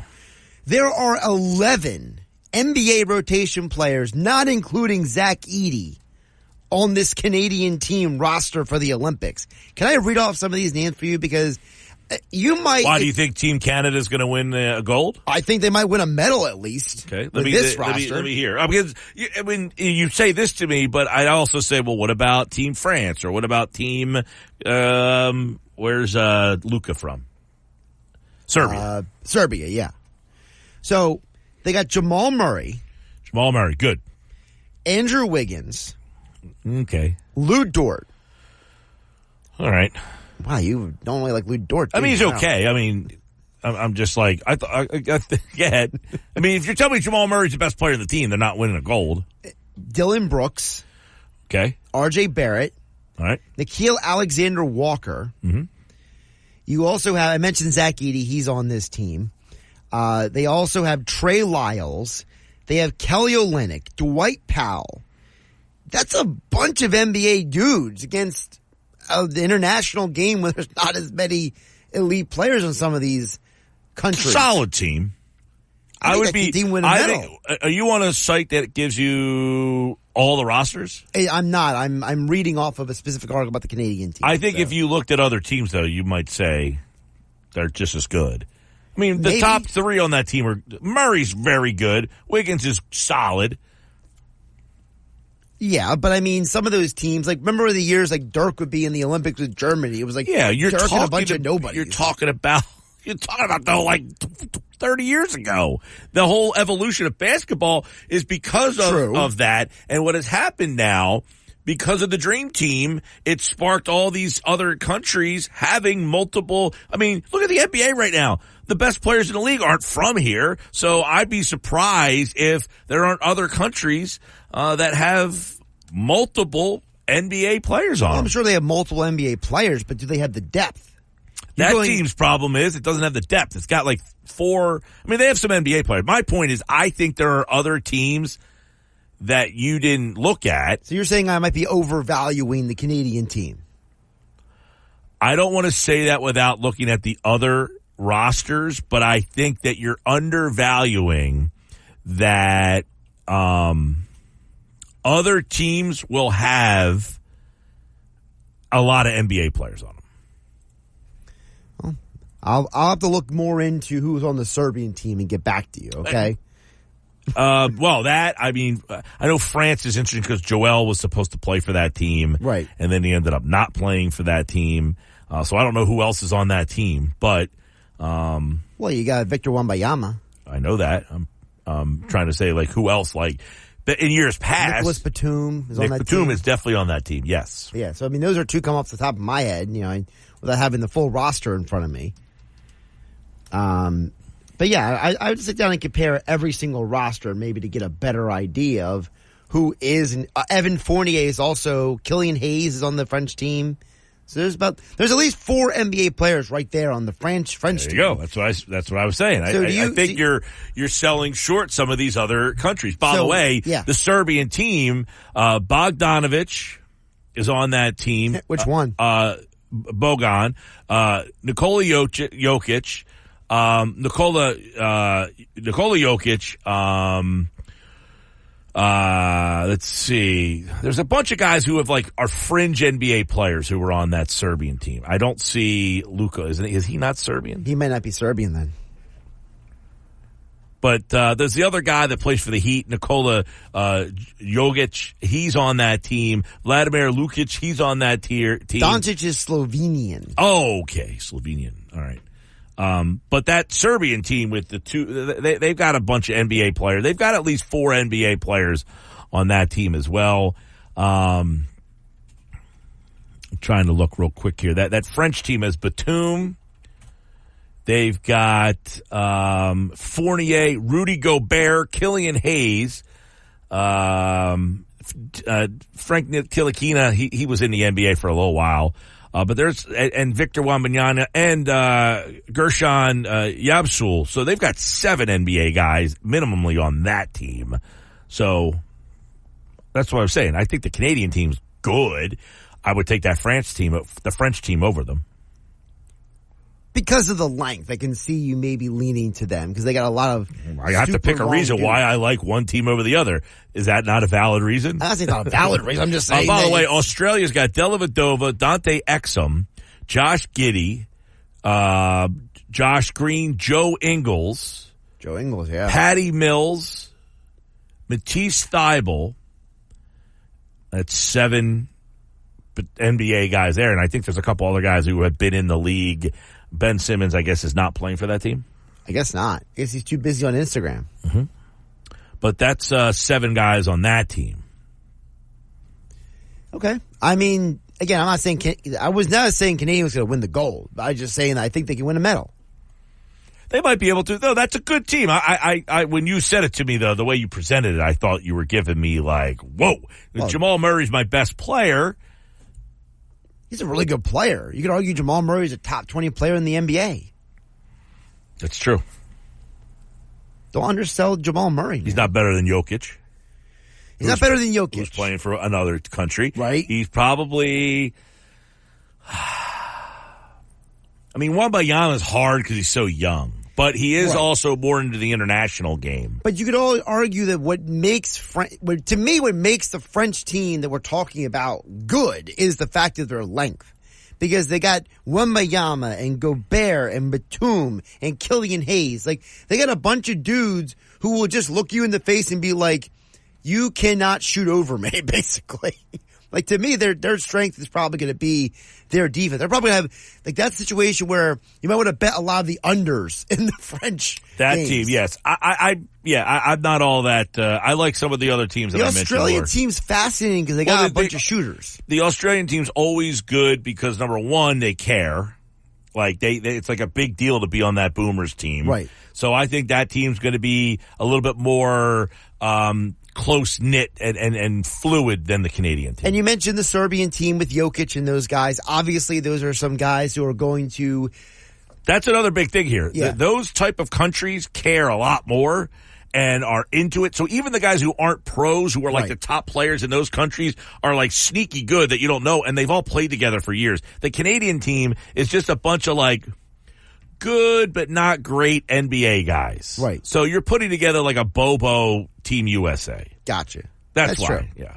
Like to me, it's just like we took second tier NBA players and threw them in Canada. Now, does the Canadian team care?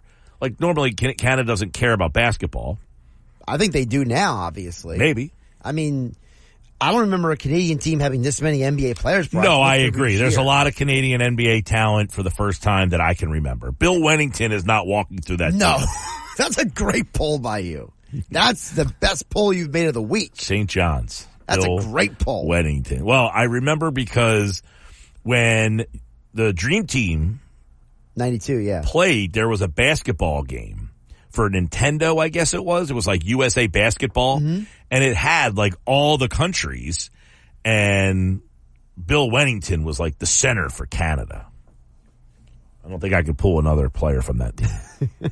Well, back in the day, Steve Nash played for Canada in the late 90s, so. He wasn't on that Dream. He wasn't on the 92 team, but.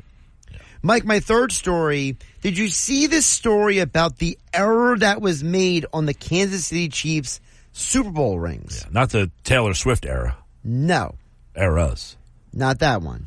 So on the New Heights podcast, they were talking about, that dropped this morning, about how Travis Kelce is actually not going to ask them to fix his ring because they think it's funny that they listed the Miami Dolphins as the wrong seed in the playoffs. So apparently on the ring, they listed every one of the Chiefs' opponents from the postseason, the final score, what seed they were in the playoffs, to which Travis said, he says, no, I like that we don't give a bleep about what seed Miami is. He says, we beat them. All that matters is that we beat these teams. I like the fact that we had this mistake and that it makes it more... What was the mistake? They listed the Dolphins as the wrong seed in the playoffs. Oh, jeez. And so Travis said he thinks it's funny that the Chiefs all have the incorrect information on their ring. He thinks it makes it more special, and he's not going to get it fixed. I got news for you. I mean, listen, we won the World Series. I have a ring from that World Series. I actually had it out the other day just because I was showing somebody it, and I took a picture of it. But it sits in the box so that I don't lose it or anything. Right. So no one knows what it says on my ring. So I'm assuming that ring probably won't get worn all that much either. It's a great novelty thing. Like to award somebody a ring for their accomplishment, it's more of the novelty of it than, you always see these like old guys that win a ring and they're like wearing it around and you're like, you had to pull that out to wear that here. Oh yeah. You want to show, like I remember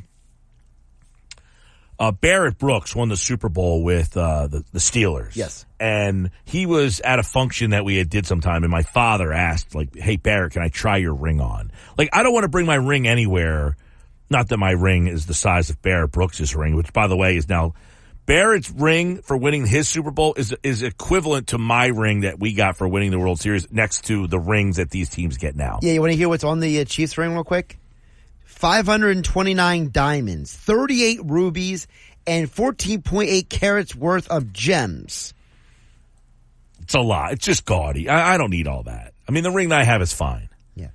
By the way, Jason Kelsey pointed out to Travis he doesn't care about his ring because he lost his. So. Kelsey lost this already? Oh, you didn't hear that story? No. About a month ago, they had an event, and part of the event was they put Jason's Super Bowl ring, and people had to find it in this basically bucket of mud, and they lost the ring. Good stuff. Well, to which his wife told him that she's going to get a new ring. The insurance is going to replace the ring, but she's never going to let him bring it out in public again. No, basically. Never. No. I think the ring is a good novelty, but my point about the story was my father asking Brooks, can I try your ring on? He probably gets asked that all the time. Yeah. So I don't want to wear the ring and have to get asked, can I see your ring? Yeah. What's more, do you have a class ring from high school? No. So you didn't get one of those? No, I did not. Did you? I didn't. They were selling them when I was graduating high school, and I was like, when am I going to wear this? Why would I order a ring? Yeah, I don't know why anybody would want the class ring from their high school. I mean, you could have all the school pride in the world. I mean, at some point that just diminishes. I had a jacket from high school but that fell apart. I would stop there. Yeah. I'm saving you from yourself here. You don't need to tell anybody that you bought a high school jacket. I didn't say I bought it. Or were given one and even wore one. He'll show up tomorrow wearing the Letterman jacket with the leather arms, sleeves. Sorry to disappoint you, but it's dead. Sorry. My mother, so my nephew's playing, he's 10U Little League All-Stars. Okay. So they have I guess the parents have knockoff type of mainland uniforms because he plays for Linwood. Sure. And it looks a lot like when I played at Mainland, our jerseys. They're all green and they had our names on the back. Well, my mother says, what do you want me to do with the jersey? It was my jersey from my senior. I said, but get rid of it. I don't want it. Well, it's been sitting in her closet. I graduated high school in 1995. But my mom just can't come to terms with getting rid of the thing. So the other night I went to my nephew's game and I was like, you should have worn my jersey. But his last name is not the same as mine, so it would look kind of weird. It would have been funny though. Yeah, but just sitting in her closet all these years. What do you want me to do with the jersey? I said, throw it out. Throw it out. It's probably a medium. I can't get into that ever again. Never. Just burn it. Get rid of it. Although I would like to see a picture of you in your Mainland uniform next to your nephew. I have a picture of me in the Mainland uniform, actually. You maybe put those together next to each other. No, if you look at the pictures of us next to each other, my nephew and I, we look identical. Really? Yeah. That's wild. But I do have a picture of me in that baseball uniform. It's pretty funny. Somebody, I don't know where or who got it or gave it to me, but I do have a picture. Nice. I'll show it to you during the commercial break, but the people out there listening, sorry. Just like the ring. Can't see it. Sports Bash Live, 97.3 ESPN, the 97.3 ESPN free mobile app. Streaming live on the X platform at 97.3 ESPN. We'll wrap up the show coming up next. It's with Mike Gill. Do I have everybody's attention now? On 97.3 ESPN and the 97.3 ESPN free mobile app. We're getting ready to get out of here. Hopefully everybody enjoys the rest of the night. No sports, man. Phil's lost today 5-2. So there's we got Stanley Cup tonight? Not tonight. They're off tonight. Anything tonight? I'm sure there's some. Got a fever game? I think fever game. I don't know, man. Cameron Brink's done for the year. The other rookie. No one she get hurt? About. Yeah, she torn ACL. You know, there's one thing that I think people are. I know I'm almost out of time here, but Caitlin Clark didn't make the Olympic team. Everybody's going crazy. This benefits her. She could use the month off. She's really good. I mean, she's been playing, and then nonstop. Right. So this should help her. But what I will say is, out of sight, out of mind. You wonder if because that's why people were saying hey, how could they not put her in the Olympics? Because, but she probably needs the break. Well, and I think the league needs the break of all the stuff that is surrounding her every time she plays. Well, Cameron Brink was a member of the Olympic 3-on-3 team. So could they replace Cameron Brink with Caitlin Clark? Wasn't she an alternate, Caitlin Clark? She was an alternate. So there's a good chance she's going to be on this team. So everybody all up in arms over nothing. So I guess there's no game tonight that I can watch? Yeah, anything to binge watch? Not right. Oh, yeah. Who Killed WCW? Oh, yeah? The episode last night. I didn't see it yet. There you go. So I'll watch that tonight. I want a full report tomorrow. Good luck with that. I'll talk to you then.